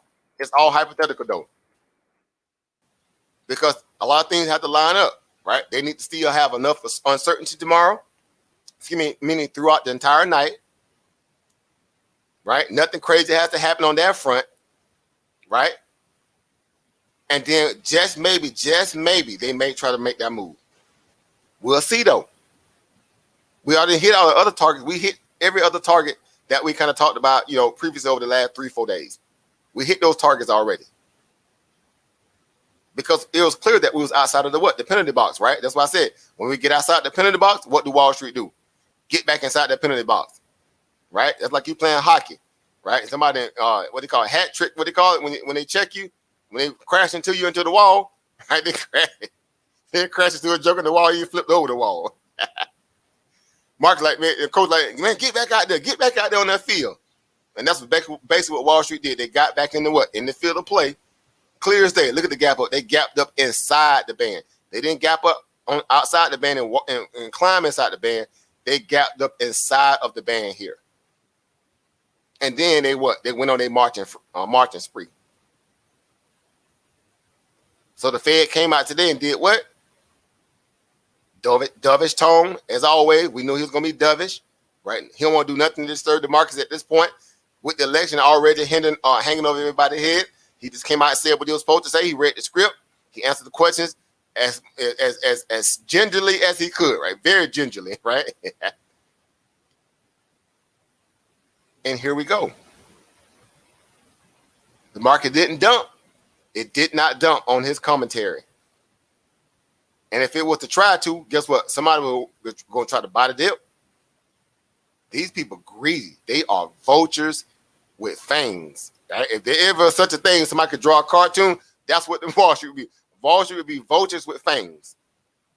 A hybrid snake, and all that in one. So again, this is our candle here. This is our what? This is what we're gonna be watching for tomorrow, especially tonight in the futures market. Of course, I know I am, but I would definitely reckon that you guys watch this candle right here, right? Watch this guy right here, right? Because that right there might be, that might be very important. That might, narrow it down a little bit. There's I can stretch it out a little bit there, right? This one here might be very important, right? Because if was a fifth and they had their way, they would take out the rest of that liquidity in this candle right here tomorrow. If not tonight, then the futures market, because they might just be dirty. They might take it out this evening if it gets that good. You know, they might try to play safe though. But if they get real dirty, they might take it out tonight and then come pre-market, you know, into the bell. They might what? They might close out their money and leave you, you know, fending for the scraps, right? Right? Or the market might just turn around and dump, you know, whatever. But I'm just putting all these different variables out there, scenarios, so that you know, that way you guys can be equipped, right? That way you guys can be equipped, right? But you know, again, this is why we study, right? This look, how that little song goes in young folk. This is why we hot. Yeah, this is why we hot. The idea of the stimulus check is off the table. Why is the market rallying? The idea of the stimulus check been off the table. End of last week, we knew that it was off the table. Matter of fact, last week, the week before that too, it was kind of obvious that they wasn't gonna cut no deal. Everybody had knew it. Mitch McConnell had been through his hands up. The rest was just what? Window dressing. Trump kicking the can. He could do no more at this point. They already kind of sealed this fate for him. Just like, bro, you ain't got no more power. Now, you too close to the election. Your power is running out, bro. You got what? Hey, the rest is at the ballot. So the stimulus check didn't stop the market, right? Stimulus check didn't stop the market from going up. Your bills ain't stopped. Your grocery bill ain't stopped. You having ample good health care didn't stop. The rent that's still due from month to month, it ain't stopped. It's getting ready to kick in your door. And then people had a $1,200 check that's owed to you hostage. They had that $1,200 check hanging over your head, hostage. They used you. People hate to admit when they've been used to do. Well, that's basically what the market did. It used us. Well, when I say used, it's used people who were sitting there waiting on it, because we were like, man, okay, yeah, y'all play that game all you want. I'm still gonna get paid. I had to drink some tea on that, sip some tea on that one. Well, in this case, I did some greens, kale and apple juice. Right? Yeah, I'm with you, brother Snotball. I need that 12 too. I'm with you. And I'm saying that because I know people need it. I'm just saying if I get it, I'm gonna put it in the stock market. Right? Free money, my money anyway. That's how I look at it. My money anyway. Right? The first one I got, and went in the stock market. The second one I'm gonna get, if they give it, I'm gonna put it in the stock market again. Now, I know people that turned that $1,200 into over 5 figures. True story. I know people who turned that $1,200 into 5 figures. Not making it up. And I'm like, what was y'all doing with y'all's? Well, I went and bought some purses. I bought some shoes. I bought a new dress. I went, I ate out at DoorDash every day of the week. I did all that. Oh, really? Okay. Yeah, about that. Yeah. Right? So again, y'all know as well, I know the slap in the face is disrespect for them to feel like $1,200 is enough to carry your life. Some of you guys got one bill alone that's worth $1,200, right? Like one bill alone eats up that $1,200. What about the other bills? Again, utilities, grocery, healthcare, rent, daycare. People got kids and all that stuff. Man, look, insurance, if that came due. I'm like, man, I ain't finna sit and play this game, man. Y'all playing games, man. So guess what we kept saying the whole time? Come hang out with us. Come hang out with us. We finna find a way to get this money. We're gonna find a way to get this bag. We're gonna find a way to stay alive, right? They ain't gonna stop our grind. Come hang out with us. Some people did. Some people say I ain't ready yet. Of course, I get it. When people are ready, they'll come. Of course, we humble over here. We're a humble crew, right? We don't move on pride. We move on what? Opportunity. Right? We do not move off pride over here. We move off opportunity. How can we help each other get some money? We don't own the stock market. We do not own the stock market. This is not a competition between me and you. It's a competition between me and this market. When I fire my computer up in the morning or cut on my cell phone, tablet, I'm looking at the market with my eyes, with my brain. Right? It's a one-man show. So, of course, that in itself is a liberating aspect too, because they can't bar you from it. And you have just as much as a right as a Warren Buffett, a Paul Tudor Jones, right? A David Tepper, Leon Cooperman, Ray Dalio, any of those big, Shamat Palabahapatiya, all them, any of them big guys like that, Muhammad Al-Saharian, all them guys that's out there making a lot of money, you got just as much a chance as they do. Now, your money may not be aggregate value in terms of theirs, but guess what? We just sat there and showed you how you just could have made you an easy little $2,700, $2,800 a little bag with about a couple $100, if that. Had you had the mindset to learn how to read those charts and look at how to position yourself for an anomaly of a market in the case that it presented itself the way that it did with this inflow coming in after the market was outside the penalty box and turned the litigation band, all you had to do is just buy the dip. Make them make you out to be a liar, because you ain't finna tell me that Wall Street finna sit there and just let their market go to what? Go to so-called, in this quote, in this case, hell. Because they had pretty much told you a month ago they were already pricing in a President Biden for president. Vice president. I said president, but the ex-vice president for president at that time.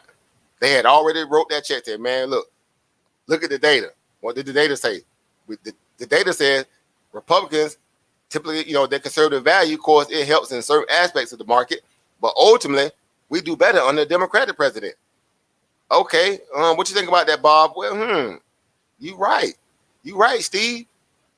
Okay, let's do this. Let's lower the bid on the market. Let's bring the market down at a great area where we can get in at the very bottom, enough to the point where everybody don't run, and then what? Let's run it higher. Let's ramp it, right? And boy, did they. Biscuit Wheels, Gravy Valley. Man, I need a gift for that one. I got to make a gift where I can have that mean. I got to have somebody with some biscuit wheels, right, on any kind of car. Okay, what is a hoop there? Whatever. Ride through Gravy Valley with dollar sign flying out the tailpipe, right? With a laser hanging out the window with a laser, with souping up that great. But no, best seriously, look at the market. Look at the money. Look at all this money right here. That's a straight line up. That's not even a 45-degree angle. That's almost like a what? I don't know what that is. 72, right? Man.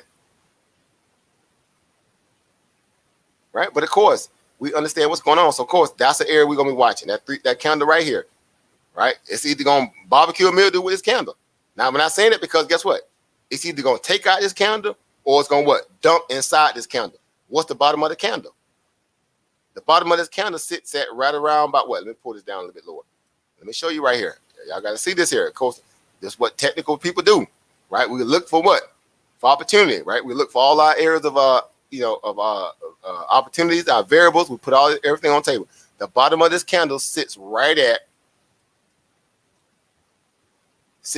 around about 342.64, give or take, right? Give or take. Right, so we'll just go ahead and say, for the sake of the conversation, around about 342.50, right? 342.50. So it's either going to take out the high of 356, or it's going to kind of what? Dump tomorrow all the way back down to around about 342. If that happens to don't hold tomorrow, if that's the case, because if it don't hold tomorrow, then guess what? It can easily come take out the rest of those what? Not just that candle, but all these ones here on the way back down. Right? All these ones right here on the way back down. Of course, that's to meet what the candle's at this point, 343.50 here. Right? Sitting at the linear regression band, the 20-day moving average sitting at around about 340. Right? If it take out this candle here, right? Of course, you already see the gap down here. These are around about 335. These are all hypotheticals, though. Just prepare for it one way or the other if you're going to trade it. All right? One way or the other if you're going to trade it. Right. So again, I just want to work on the broader market theory for tonight, or the thesis, therefore, so that way we know, because that's the only thing that's going to be determining what we look at, for us tomorrow. Everybody gonna be looking at the SPY or the QQQs, right? I saw some call buying still coming in today for the QQQs and the SPY. Go to bar chart. Y'all know that's one of our go-to places. Go check out the volume. Go see what people are buying. Right? Go see how they feeling, so to speak. Right? How you feeling? How you feeling? What? How you feeling? What? In living color. Right? Joker feeling good about themselves, man. They made some good money. I got me a couple of bags here. I know I ain't been posting a lot of it lately. I've been busy, right? But y'all know, I come around every day. I post a little something. Right? Do a little something, a little strange for a piece chain. I post it. But of course, hey, most time I'm working regardless anyway. But a lot of people feeling good this week. All right. Matter of fact, I shot a movie for it. Y'all want to see that movie I shot for it? Joker's feeling like this right now. Right? Joker's right now in their breaking mode right now. Boy, they feeling really good about themselves right now. Right? Joker feeling really good about themselves right now. They're in their breaking mode right now. Y'all, some of y'all ain't old enough to know about that movie right there, right? That movie right there before y'all time right there, right? That's when we had that real deal back in the days, right? Right? That's when, Joker had some talent. Now Joker ain't got nothing, but they don't do nothing but sit around and do, I don't know, look at each other, I guess. I don't know. No, but serious though, a lot of people, benefited really good this week. They benefited really good off the market, right? And rightfully so, right? Rightfully so. Because all you have to do is just follow the tea leaves, right? So again, I mean, as Trump might be right. We might get ready to round the corner. We might be rounding the corner now, rounding the corner in terms of where this election might be getting ready to go. You're right. We're rounding the corner on this election at this point. We are rounding that corner now. And whatever happens, don't be distracted. Trump, distracted by them votes, right? Wall Street is not distracted, right? Wall Street is not distracted. Trump, he's sitting there worrying about them ballots and all that. He looking at them ballots like chocolate cake, right? He's so distracted he can't focus on trying to really do what he need to do, right? He focusing on chocolate cake, right? Them ballots. And Wall Street focused on how to get that money. Right? What y'all know about turbo and ozone? What you know about turbo and ozone? Y'all know about turbo and ozone, right? Let me move on, Doc. No, but seriously, so that's what you have to realize. You guys got to understand, right? Stay focused on the money. Stay focused on following the money. I'm always saying follow the money. Don't get caught up in these conversations with people trying to argue about a Kamala Harris. I don't care about no Kamala Harris. I don't care about no Joe Biden. I don't care about no President Trump, Mike Pence. I don't care about none of them charlatans. All of them charlatans to me, period. In the discussion, roll credits. Every last one of them. I just look at people when they sitting there trying to fight. They're going fisticuffs about two grown, dusty people, meaning in president, you sitting there trying to, fight somebody about, your little so-called party. I'm sitting there looking at both of y'all like, looking at y'all like, I be what? Are y'all kidding me? Right? That's me looking out the door, looking at y'all like, look at these idiots here. They ain't learned yet how to get money for the government and stop putting all that power in the hand of another grown person. You got just as much power to will your life to exist the way you want to as well. If you get serious about learning how to get money. So we're just using the tools and things that are provided for us that they keep secret for a reason, right? They don't want to talk about it, but we're going to talk about it over here, right? We're going to go in on it. Right, so y'all keep fighting out in the streets.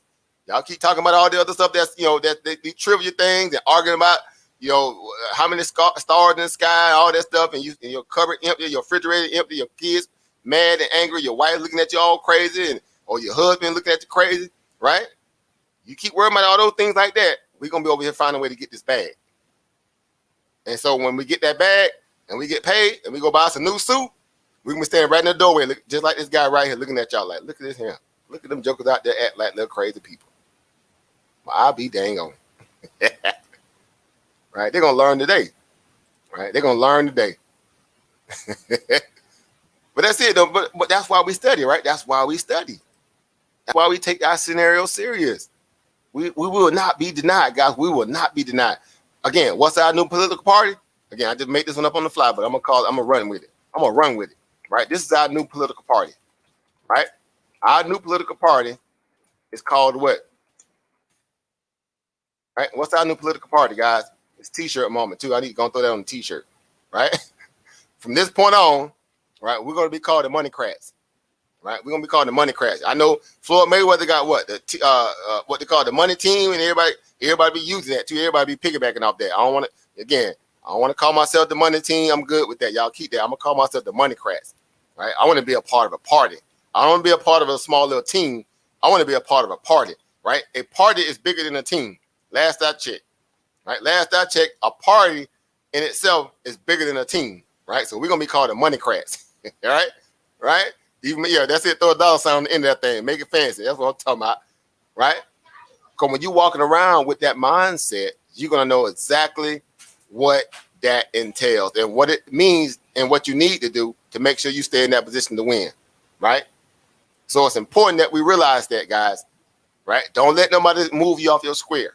Don't let nobody persuade you that you ain't doing, what you need to be doing to handle your business in the proper way, where you never have to worry about nobody ever again when it comes to finding a way to get you some money. Because again, I always say this here, and I said this from day one. Man, they didn't mess around and let us in the door. They didn't mess around and let us in the door. They let us in the door. They've been hiding this from us for a long time. Of course, it's been in plain sight. When I say they've been hiding this, that they haven't taken the chance to what? Educate you properly on it. Right? It's the same way they removed civics from school. Y'all notice that? They removed the course of civics from grade school. Why would they remove civics from grade school? Why would they not educate you on the whole political process and how this stuff worked? Why would they remove that? It's the same reason why they made the course economics an election. Right? Excuse me, Alexa, right? So you get a chance to choose. Right? Like, why would you have to? That should be prerequisite. You should already be like, man, look, yeah, I might want to have economics in what, middle school. I need to have it again in high school, right? I need to even have it in elementary school, right? This is the hustle. So a nation that's not excited about educating its citizens on how to be what? Well trained and figuring out how to ways to what? Sustain itself economically is a nation that's bound to fail. It's bound to fail. And people ain't figured that out yet.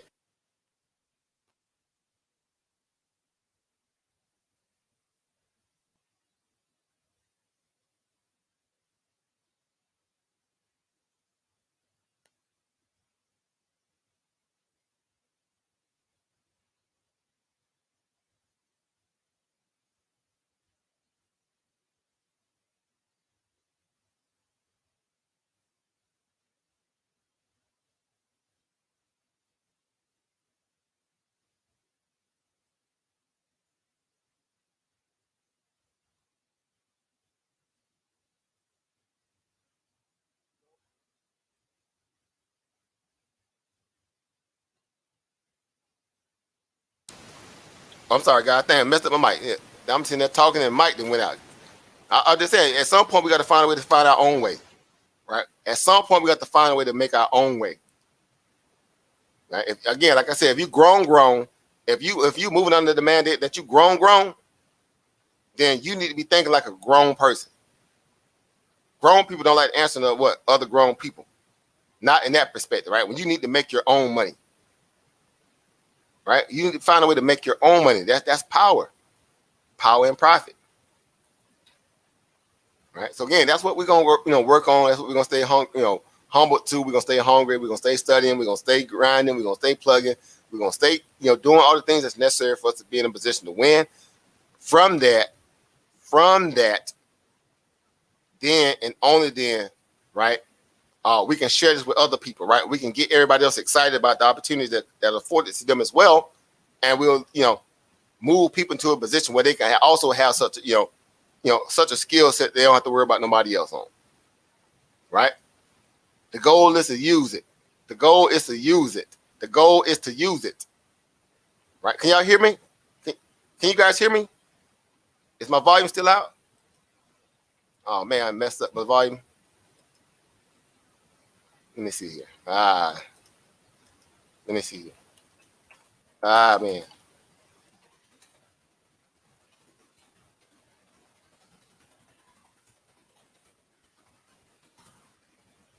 You guys hear me? Mic check. Okay, sorry guys. I thought I messed it up, man. I'm gonna hit my doggone you too known for tearing me up. Y'all know they don't mind hit me with all kind of fines and suspensions and man, same with Facebook. I can't even share a post on my page no more. It's so bad on Facebook, I can't even share a post about financial literacy. I tried to share a post, about I'm getting ready to go live about some financial literacy stuff. Man, they banned that junk. As soon as I hit the enter button, I saw a saying pop up, you've been banned for about 3-4 days. I was like, what? I'm posting stuff about financial literacy. People posting stuff about ratchet stuff, and they banning me for posting something about financial literacy. I said, you know what? I love it. I said, you know what? If they that busy trying to stop somebody from being educated about some information that will help them get some money, then so be it. Right? So be it. Right? But nonetheless, that doesn't stop us because we're going to keep using our brain, right? Right? As you see on the screen, use it. Use it. Use it or lose it. Because you're gonna lose it if you can't find out how to what? Feed yourself. Times get rough, and you can't make ends meet, and you warring with your spouse or your children, whatever, you're gonna lose it. Mentally, you're gonna lose it. So you better use it now. Better use it now. Use your mind now, so you don't have to worry about having an issue later on and losing it. Simple as that. Right. So again, that's it, guys. So I can say, ain't no keep going long. Right. Got a couple things to take care of this evening. For the most part, again, y'all see what's going on with this market. Y'all know, certain levels of things that you need to kind of pay attention to going forward to tomorrow. As of now, the market is still kind of treading water here after hours. It's not necessarily dropping. It's not necessarily just, again, gang busting to the upside. Of course, it's just setting up like it did the last few days at the same hour of the day. It's just sitting there going sideways enough to kind of what? Get into the futures market, right?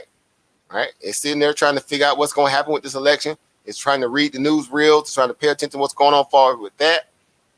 Right? Any drama that's out there, still left out there, they're going to be right there to what?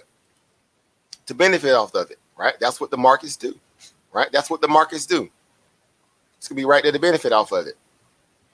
So of course, we're going to be strategizing, right? We're going to stay humbled and quiet and just watch, right? We're going to watch, right? We're going to watch, right? Because in us doing so, it's only going to present ourselves, with more clarity and, more better decision making that can come from that. Because, no matter what the market looks like tomorrow or even tonight going into tomorrow, we best believe that after they make such a move like this here, it has to have some kind of form of finale. Not that it's going to be the end all be all, but a finale if it's just for what? A small moment, right? So if it's going to pull back a little bit, or if we're going to keep rocking it higher, guess what? We're going to be ready one way or the other. We're going to be ready one way or the other. We're going to be sitting right there, with our little chips in hand, ready to what? Make it happen. So we'll let them fight through the night. Let them, let Pennsylvania keep fighting. We'll let North Carolina keep fighting, and Arizona and Nevada, all that. But we pretty much know what's going on at this point. But we'll let them keep fighting. We'll let them keep playing these little reindeer games, right? That's their playbook. That's their playbook, right? They love playing reindeer games, right? So again, for the most part, the market say, okay, if y'all gonna do that, then we just gonna keep riding. We're gonna keep buying all this fear. We're gonna keep buying all this fear. Everybody that's mad at the market right now are people that pretty much people who voted for Trump. Because they really took to heart that, like he said, if he don't get reelected, he's going to do what? Crash the market. Right? Or the market's going to crash. Again, all my MAGA friends out there, right? All my MAGA homeboys and homegirls out there that love MAGA, MAGA, right?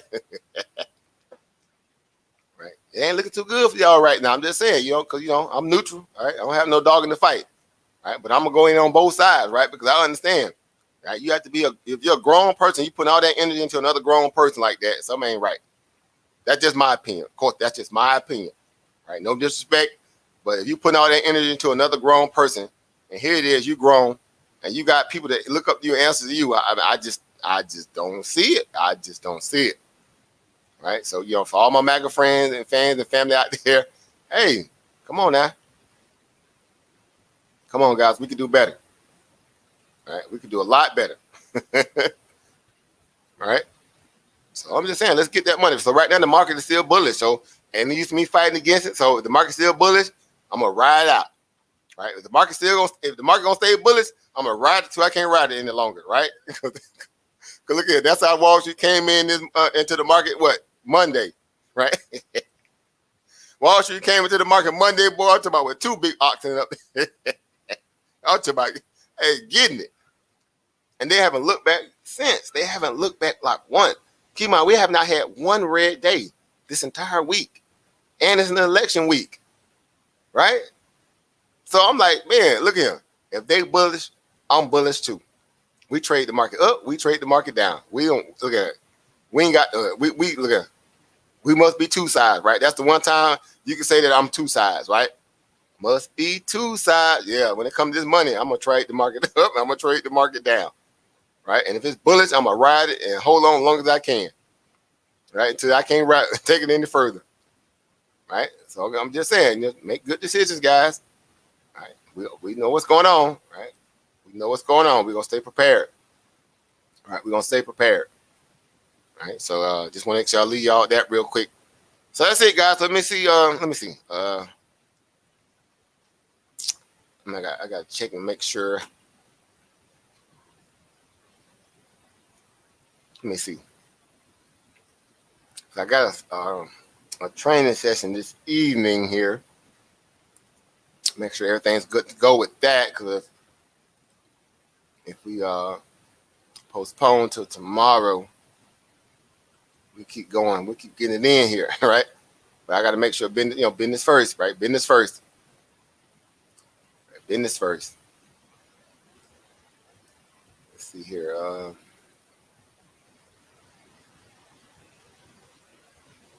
I got a lot of some makeup sessions too anyway, because of Tuesday. I was going hard all day Tuesday. But, time got behind me a little bit too, but I got some few makeup sessions to take care of. Yeah, so real quick, let me do this real quick. Let me do a couple little messages real quick. I'll be right back. So you know how I go. So let me drop some of that footage for y'all real quick while I go handle this really quick here. Right? I'll be right back here. For 400 years, you had your knees on our necks. A garden of evil with no seeds of respect.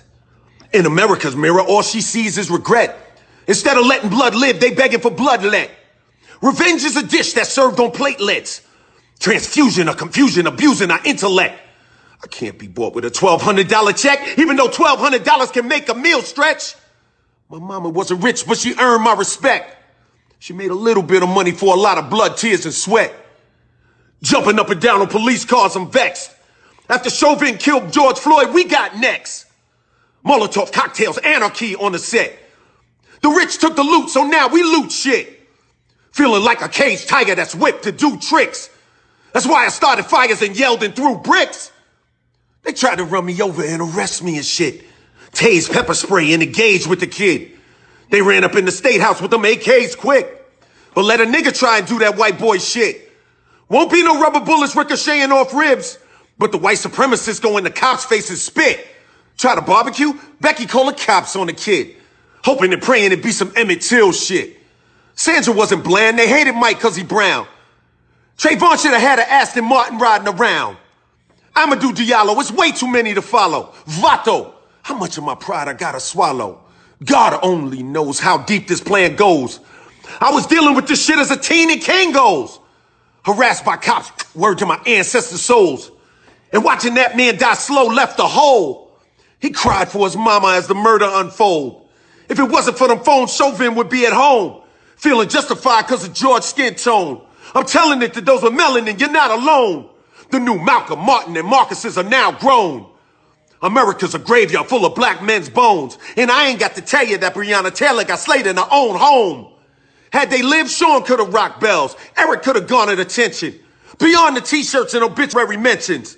Oscar could have been counting grants. Tamir could have went to Rice. They owed them cops nothing, but all of them paid the price. So yeah, you right. We should protect our Second Amendment rights. Cause in a second, a dirty cop could kick the door in at night. A tooth for a tooth and a life for a life. We refuse to live in hell while you living in paradise. Being black in America's like rolling a paradise.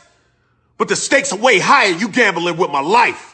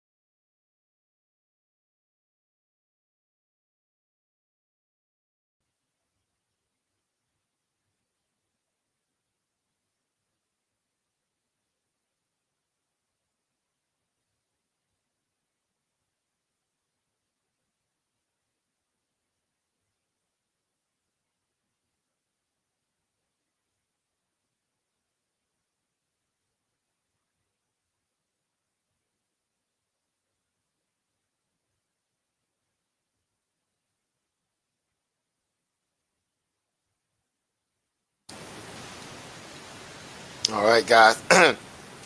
Just had to get a couple of messages in real quick. Make sure I have all my timestamps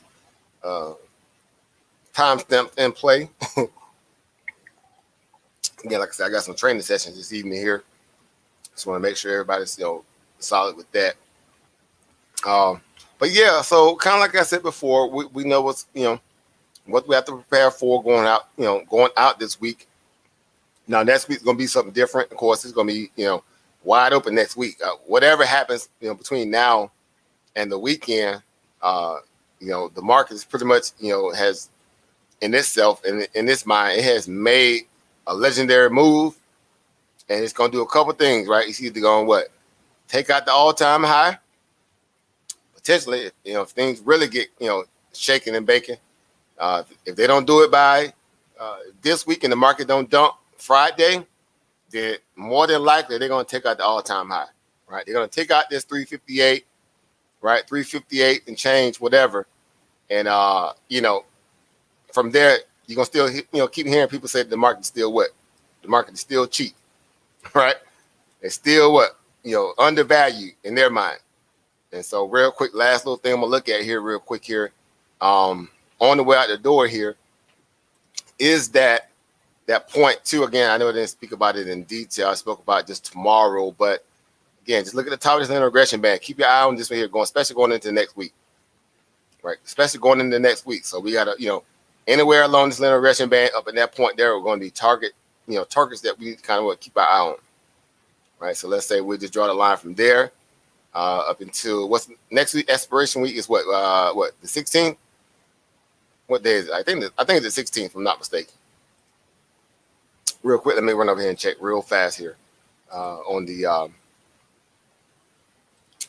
it's the let me see here.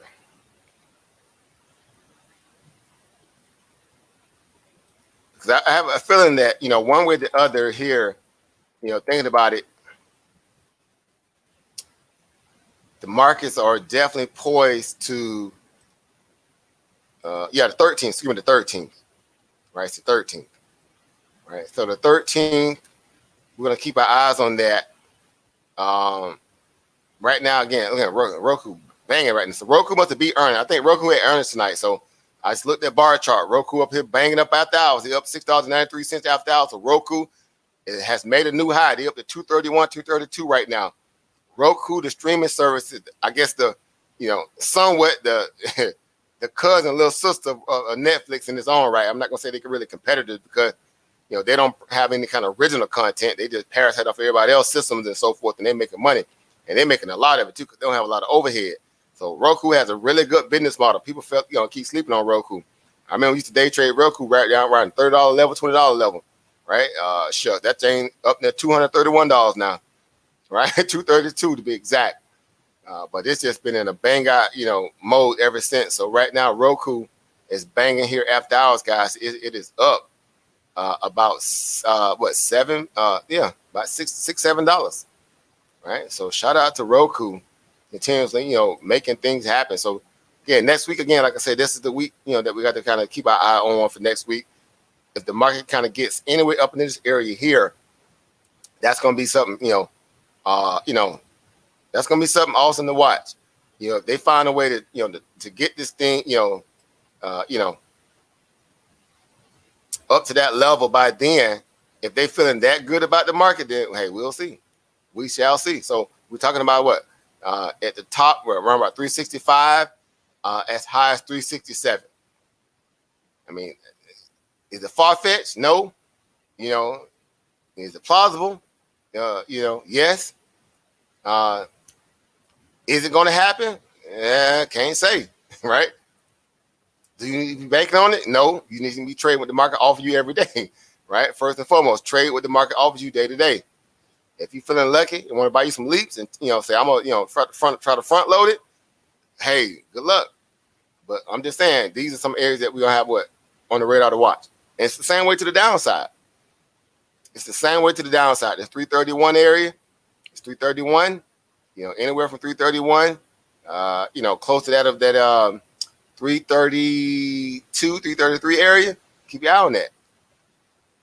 All right, keep your eyes on that area too next week. course, if the market plummets and falls down, breaks that, then you already know what to look for. All this area here to take out first, liquidity, take that out first, and then take out this wet. These little small spots in between the turns over here on the chart. After that, you got a 20-day moving average sitting here just smiling at 320.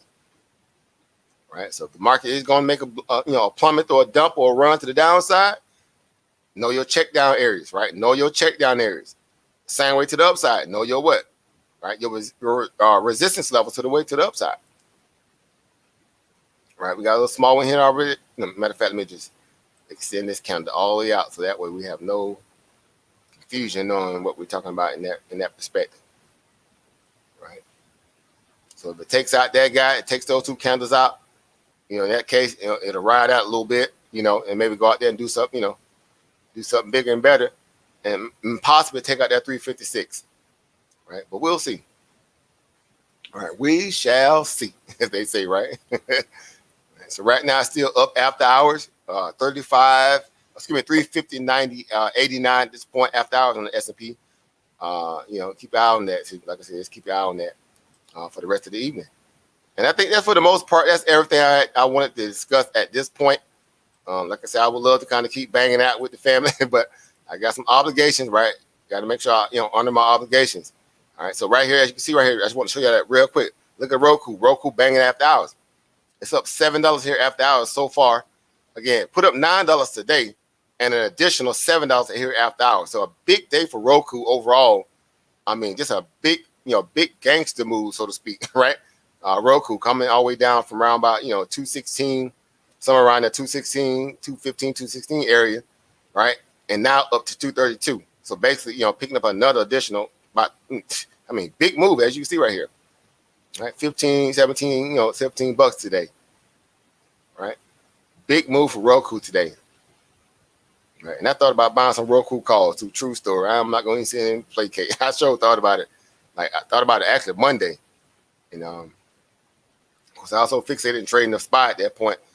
All that money that the SPY was producing, I was like, man, I whatever, right? Whatever. Can't trade them all. All right. So that's it, guys. So again, let me get ready to matter of fact, let me see what the time looked like because I got to make sure.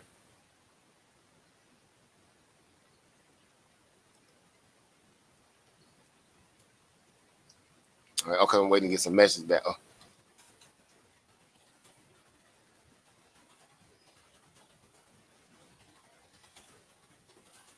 1 second, guys.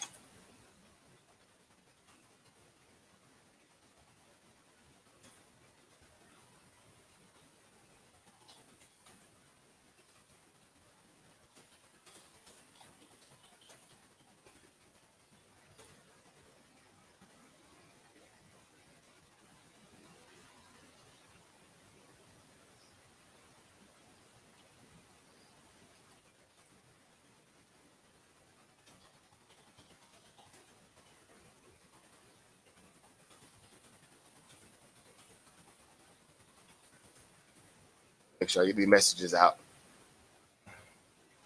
All right, so got that out the way there. That's it. So we got a little extra time here, a couple of those seconds. I got about 15 more minutes. So, so about 15 more minutes left.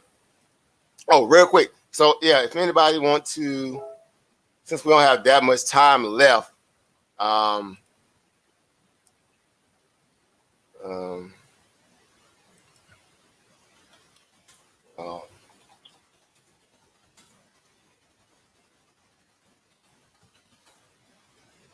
message back and forth real quick to the fam. All right, getting it in, as they say. Again, as y'all see there again, Roku still banging here after hours. Let's take another quick little look at the S&P real quick here. And then we'll do a quick little blitz to the election side. Matter of fact, here's the link. I know we don't have long, but if you do want to come on, for this last little bit of time, while I'm waiting to kind of, get my time together here for us, my training session this evening here. Let me see if I can, 1 second. There's that link there. And we'll look at the SPY here on the way out the door. And then we'll do do a little quick little look at the seeing what's going on over there on the election side of the house, right? Matter of fact, let me switch over there really quick here, and let's see what's happening if they still riding with Biden, right? That's what they're saying, right? We riding with Biden. I'm like, what? Good luck with that, but good luck with Trump too. Right, good luck with either of those two guys there. I am straight, all right, on either of those guys. But as of now, of course, here we go. Here we go. Georgia to conduct its first risk limiting audit. All right, Sister Monica, you know about them audits, right? You know, the process of going through, taking the people through audits, right? That's your neck of the woods there. So Georgia to conduct its first risk limiting audit before certifying election results. So they trying to what? Check it twice, right? Check it once, check it twice. Make sure there ain't nobody naughty or nice, right? So Georgia taking it to the next level. So they got their little lawsuit from Trump, and they like, look, you finna start that craziness, we're gonna go ahead and audit our own self. That way we eliminate the confusion right out the gate. So Georgia already starting to kind of, I guess, backstop the idea that, you know, this thing can get a little crazy. So it says another wrinkle to closely watch tabulation in Georgia. Before certifying results. Georgia election officials under a new state law will begin Friday. What they're calling a risk limiting audit to ensure the votes were accurately counted. Under a risk limiting audit, RLA, a statistically meaningful sample of ballots are examined by hand to see whether the declared winner truly won. Of course, they're just them going through the ballots again. Of course, the mail-in ballots, I think, at this point, or they're gonna count all of them. I'm not sure. That's interesting. Right, that's interesting. Right, the audit is mathematically designed to catch anomalies that would arise from misconfigured machines, procedural errors, or intentional attack. Okay. Some quality control, maybe, if anything. Sound like quality control to me. Right? Look, quality control, nothing more, no less. But in a lawsuit filed by the election technology activist, University of California, Berkeley statistics professor Philip Stark, who helped pioneer the concept of RLAs, said in the affidavit that the state's procedures are more of a pilot than a true RLA. So this just, again, quality control, right? Put a technical name to it, but it's more quality control, right? Just to make sure we kind of hush all this lawsuit stuff, right? So that's because Georgia's using a new electronic ballot marking devices, right? So they got a new machine. So we're going to double check the machines, make sure they ain't kind of send 5 votes through, and that was supposed to be counted for 1, right? Or the vice versa, or the opposite, right? Right. So devices that print out paper records rather than the hand-marked paper ballots necessary for the high-quality audit trail, he said. Secretary of State Brad Raffensperger, Raffensperger, what's the name, right? I thought it was Raffensperger, right? Said Wednesday that the state's review will produce over 90% confidence level in the results and certification. It will be reached by November the 13th. See, they finna drag this thing out. We kind of had a feeling they was going to try to do that, though. Not that they just want to, just that, you know, again, Trump is not going to go out without a fight. He's already made that known. He's been speaking about that months in advance. We're prepared to fight. We're prepared to fight. If they try any kind of voter fraud in election, we're prepared to fight. That's, I mean, his words. He got what he wanted. It's going to hurt him in the end, I think, more than help him, right? That's just my opinion. I think it's going to hurt him more than help him, right? So, I mean, good luck. You know, good luck. Look at it. Russians have no need to spread misinformation. Trump and his allies are doing it for him. I kind of agree with that. Because some of these people just, you know, they just really are, you know, void of reality right now. I mean, the process of civics, how this stuff even work, they're sitting there trying to act like the process of how we've been voting in this country for years is wrong all of a sudden just because they got behind. Just because their guys trailing in the polls, all of a sudden the system is broke. I'm like, seriously? Y'all wasn't saying that with Barack. Y'all wasn't saying that with Bush, 1 and 2. Y'all, man, look. Sometimes you gotta take that L, bro. Go and take that L and call it a day. Right? Go ahead and take that L, call it a day. live to fight another 4 years down the road, right? Because this one here ain't looking too good right now for your homie, right? Your homie ain't looking too good right now, right? He might have to wear this L really well because, I mean, he was the only one cheerleading hard, you know, the way he was. Like, he just thought he was just a shoe-in,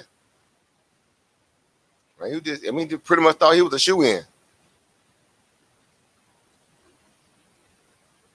right? So they can recount, you know, you can flip the money over and count it the one way and flip the money back over and count it another way again. At the end of the day, what's all that's there going to be there, all right? Technically. Of course, that don't mean that they can't be trying to do nothing fraudulent. I'm not saying that they probably are not, whatever. I'm just saying, if they got some, you know, some tangible paper slips in their hand, they're going to equal to what they are, you know, in terms of whatsoever there. That's what's, you know, whatever that's there, I should say.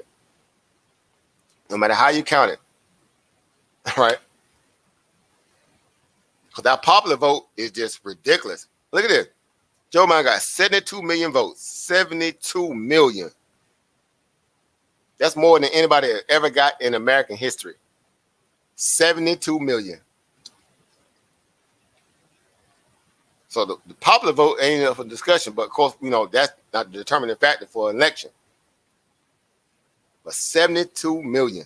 Basically 72.6 to be exact, close to 73. And Trump had 68, 68.7, so 69. Give him that. And then the other, people, the Green Party, Libertarian Party, and the, Kanye West, Kanye West even got some votes. Did y'all see that? Did y'all see that? I don't know if y'all saw that, but Kanye West even got some votes, right? Kanye West got like about 50,000 votes. Somewhere around about 50,000, 60,000 votes. I saw that thing and bust out loud. I said, I almost died. But I was like, look at Kanye West. Kanye West and got on the ballot and got some votes. About 60,000 too. True story. Kanye got about 60,000 votes. So I'm like, man, hey, do your thing, Kanye, do your thing, right? If that's the case, of course, he wasn't enough to disrupt this election, but nonetheless, shout out to him. He said he got 10,000 in Tennessee. I can believe it. I believe it. Memphis, Tennessee area. They going down with Kanye. Kanye was, matter of fact, he was all down in South Carolina. Didn't he hold a rally in his mind? I guess you want to call it a rally.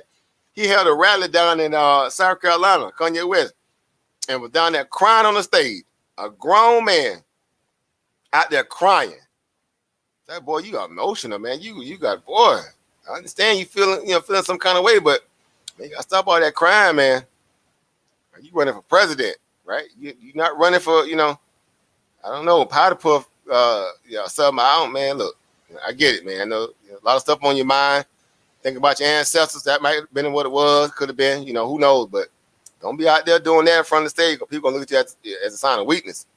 Right? People don't like to see no crybabies at no election time. They need to see somebody that's gonna be what, in their mind, gangster, right? Just like kind of like how Trump was. Look at Kanye. Kanye got about 50,000 votes. Man, Kanye gonna sell a lot of albums after this. He gonna be like, man, I ran for president, huh? Look at that. Look at some of the numbers there. 10,000 in Tennessee, right? 4,000 in Utah, 1,200 in even Vermont. Oklahoma put out 5 for him. Mississippi put out 3. Minnesota put out 6. Look at Louisiana. Look at the Lou. Kentucky put out 6,000. And he was all leaving Mitch McConnell stumping ground, catching votes, right? And they out there catching votes and catching feelings. Iowa, 3,000. Look at that. Iowa and Idaho, middle of nowhere. They got even voted for him. Colorado, of course, they out there smoking out there. They smoking, right? 6,000. Arkansas gave him about near 4,000. Kanye, they got some votes on y'all. Y'all didn't even know it. Look at that. Get him, Kanye. Get him, Kanye. Kanye out here like, man, y'all mess around. Let me build up my base. I'll be back at this thing 4 years from now. I'm going to get about $1 million. All right, I'm going to get $1 million next time. About 2-3 million if I get a chance, anything to do with it. Right? So, I mean, look at Kanye. They got it in on y'all. Kanye didn't snatched up him a few little votes. Right, so, shout out to Kanye West. People starting to realize that now, man. All this, voting for these so-called, lifelong politicians, man, them days probably over with. They still gonna have their place, but again, these political parties, man, hey, right? It might be a thing of the past now. You might have to just realize that, the power is in the hand of the people as it's supposed to be, and as it, pretty much has always been, when they wake up and realize it. And so maybe they might just start to vote that way. Maybe they start writing their names in the ballots more often. Who knows? We'll see. Because again, of course, if I did vote, I did not, and ain't no shame in my game, right? And anybody gonna browbeat me and shame me into voting for that foolishness, that dog and pointer show, that clown show, I'm straight. Y'all can have that, right? I've seen enough, right? I've had enough, and I've seen enough, right? Y'all put some mature people up there, then maybe you may get my vote. You put some mature people out there that I can look at from a place of respect, then maybe I'll vote. But until then, look, y'all can kick rocks. Right, y'all can kick rocks, right? Because I ain't finna play that game. I don't do little fairy tales and child games. I'm sorry, I just can't do it. I can't do it. Right. Too old, been through too much. I'm sorry. Right. But yeah, so we'll see. We'll see what the market gonna do. So again, real quick, thank y'all again for tuning in a little bit. I think I got, most of the parts, things I want to talk about out the way this evening thus far. Of course, we know what's going on. We'll just keep our eye out, on the numbers tonight. In essence, if they're going to do anything, it seems like we in for the dogfight at this point. We may get a state call tonight. I think they're going to try to, stretch it out, in my opinion, because I don't know if that's their game plan or not. But at this point, it seems evident, So I don't know. I mean, Nevada, really? Why are they holding up? Nevada, come on, them votes would have been in. The state's, not that really big for its populace. So they might just be saving it for tomorrow. That could be what it is, but I mean, the way you look at it, I mean, if Nevada goes, unofficially but officially tonight, that pretty much all but it all but seals it for Joe Biden. Of course, we already kind of see it that way now. For the most part, some of us do, right? Some people still like, no, man, hold up, Emporium, man, about these votes, though, about these votes. I'm just saying, this is what they trying to say. Right, based upon how they didn't kind of put their little numbers together themselves, so I'll let them shoot their own self in the foot. But as of now, looks like your boy, Trump about to take this L. Like he about to carry this L all the way back to back to Florida, right? Because he can't go back to New York. They ran him out of New York. He can't.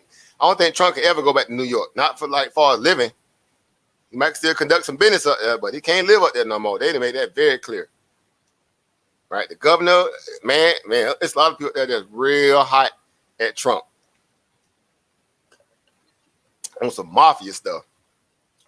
True story, right? On some mafia stuff. Not making that up too.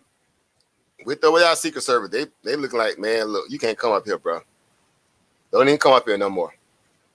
All right, so hey, it is what it is, I guess. It is what it is, I guess. Yeah, them courts waiting on it. I believe that, Sister Monica. Them courts waiting on it too. Look here. Yeah. He got a lot of debt to kind of pay, right? Man, so yeah, we'll see how this turns out, of course. And he still could be up for charges too. Because they can't put a sitting president, can't bring a sitting president under charges. That's why he skated with all that stuff that happened, that was pretty much, y'all saw this stuff like I did, man. I'm not going to rehash it. But yeah, he can be brought up for charges now, some of the stuff, that they can kind of hit him on, void of, on the personal side. So of course, like I said, first place they're going to try to file him at in the state of New York too. All right, that'd probably be the first state they try that. Right, so anyway, so we'll be prepared to see how this thing unfolds. Tax evasion. Second district tax evasion. There you go. Sister Monica be on it, boy. See, that's why I say, man, look here. Gotta love the dream team, right? Gotta love the dream team, right? So it can get very, very slippery for Senor Trump, as they say, right? Senor Trump, right? It can be around here, singing him a sad song, boy. They mess around and catch him up. I'm just saying. He didn't talk a lot of trash. You keep in mind, he didn't talk a lot of trash since he's been in office, he didn't talk a lot of trash. He didn't call nations and countries crap hole nations. He didn't call Baltimore a dusty, a rat infested city. I mean, he didn't say a lot of stuff. Of course, not that all of it is necessarily false. In a lot of ways, some of it probably off the wall, outlandish. But for the most part, he just came out like, look, man, y'all look about that. Right? Y'all is ratchet. Gloat this little, his little inherited success as if he worked hard for it. Like, no, bro, you didn't work for that. Come on now. Come on, Trump. Why are you playing like that? Right. So again, so that's what we're looking like. So right now, the future market actually just opened up at 6 p.m. The future market is live and it's taking a dive. It may not last, but it's taking a dive right now momentarily. There's people that have contracts, sitting and waiting. That probably bought put contracts, thinking the market's going to kind of sell off today. And them contracts got filled when the future market opened up. And, the market took a small little dive here, at the beginning of the future market here. Let me go over here really quick and show this here. I got to get off here at 6 o'clock. I got to get ready here. Yeah, but future market right now, they took a small little dive to the downside here. Just opened up at 6 p.m. As you see, the U.S. 30, which is the Dow, and the U.S. 500, the SPY. Tech sector, obviously, the QQQs, NASDAQ. Of course, paring back some of those gains today. We saw that last night, right? We saw it last night. We saw it the night of the election. Who knows, right? They might just mean it tonight, right? They just might mean it tonight. We'll see. I mean, I don't really think so, but it's just an opinion, of course, right? Just an opinion. At some point, they'll try to fight back. Buy the dip, as they say, buy the dip, bro, buy the dip, right? Buy the dip. We'll let them buy the dip, and we'll just sit back and wait on and see what's going to happen first thing tomorrow, because, of course, that's what's going to really reveal if we're going to have any kind of follow-through this evening, from this evening until tomorrow. Well, we have to let the rest of this market unfold. So Asia session kicks online. In terms of China, comes online around about 9 p.m. So that's going to really, give the market either a bump or a jolt, to the downside, because, of course, we like to trade in correlation to the, Asian market a lot. China, that is. Of course, we somewhat supposed to be enemies in the Trump mind, but the market, always trades parallel to the Asian market, right? So, of course, two superpowers, that could be it. Who knows? But the more trash they talked about China, they always depend on China market to kind of help float theirs throughout the night, though. Ain't that something? Just show you how crazy it is out there. And people out there, all these fake patriotic people, like, man, I can't stand these communist Chinas and Chinese people that come to China. And soon when they open up and they start market at 9 p.m., come on, China, pump China. They be rooting for China. I be in the room like, listen to these hypocrites. Look at these old fake flogging behind people. They fake it in a $3 bill, boy. I tell you, these jokers so fake, right? They communists and they this and they that. And as soon as they market open up, pump China, pump, right? Because it helps a lot of American markets, especially when the market is down on our side. If China come out pumping at 9 p.m., all of a sudden the SPY turn around. The QQQs will turn around, NASDAQ turn around, all the stocks turn around. And then it's like, oh, go Trump, go China, go China, go China. Right? These jokers fake, but they fake. Yeah, Neo battery event. Yeah, they got a battery event coming up too. All right. So y'all on it. See, y'all been getting it. I love it, man. So I wish I had more time. I got to get off here though real quick so I get ready for this training session. But thank y'all again for tuning in. Thank y'all for all y'all got, for all what you do, guys. I mean, seriously, we would not be where we are today without you all. Of course, I always like to make sure I pay homage to everybody that comes through, because I understand, again, you're giving up a little bit of your time. Of course, we work over here. We are working. Right? We have a little fun in the process too, but we are going to work, right? We're always in work mode. And so by that very token and that very ideology, I want to always say, man, I commend you guys for taking a chance on yourself, making that sacrifice to learn this. You're still learning for some of you guys. Stay diligent, stay hungry, stay patient, right? This is a marathon, not a sprint, right? It's a marathon, not a sprint, right? We will get better with time. You're going to get better with time. This does not require certification here. This does not require college education. Well, we get the equivalency of a college education, of course, when we studying, but it does not require you have to go and spend money at that level to get some kind of 4-year degree to learn how to trade the stock market. right? So we do all this stuff from an organic perspective, right? Strictly organic. We're consumers first, right? We were consumers first. Now we're just business owner mindsets, executive side of the house, reading the financials, reading the technicals, understanding, supply chains and R&D and M&A, mergers and acquisitions. We learn how to understand all those things now, how they make up the bigger macro picture of a company. Once that makes sense, then if we want to invest in it, so be it, right? So be it at that point, right? So shout out to everybody again that take the time to learn something new, to find a way that they can grow them a bag. So that's what we study for. That's what we crank this channel up for every single day. That's the only reason why I'm gonna crank it up, right? I'm not gonna crank it up for anything else besides, find a way to make some money. All right, that's just where my energy is at. I don't really have a whole lot of energy to talk about a whole lot of other things outside of that. That's not parallel with my opportunity in this case, right? In this case, not that I may not in the future, but as of now, I like where we're focused at, right? It's no nonsense, it's straight to paper. I mean, it's straight to the paper, right?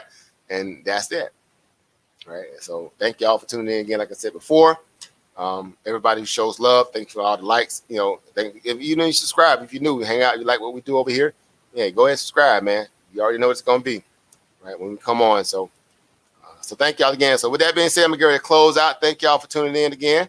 The same way we open up, we're gonna close out, right? Appreciate you guys. Look forward to having the next live stream with you guys somewhere soon, right? If not, I may get lucky and get back on again later this evening, see what the election's looking like. If not, maybe we'll get lucky tomorrow. But until then, in the meantime, in between time, right? Trade safe, choose well, and stay green, my friends. Right? Peace, power, property, everybody. Right? And believe y'all with the national. All right. With that being said, we're gonna close out right there. Right? So stay safe, stay healthy. Until next time, guys. Peace, power, property, everybody. See y'all on the next live. Thank y'all.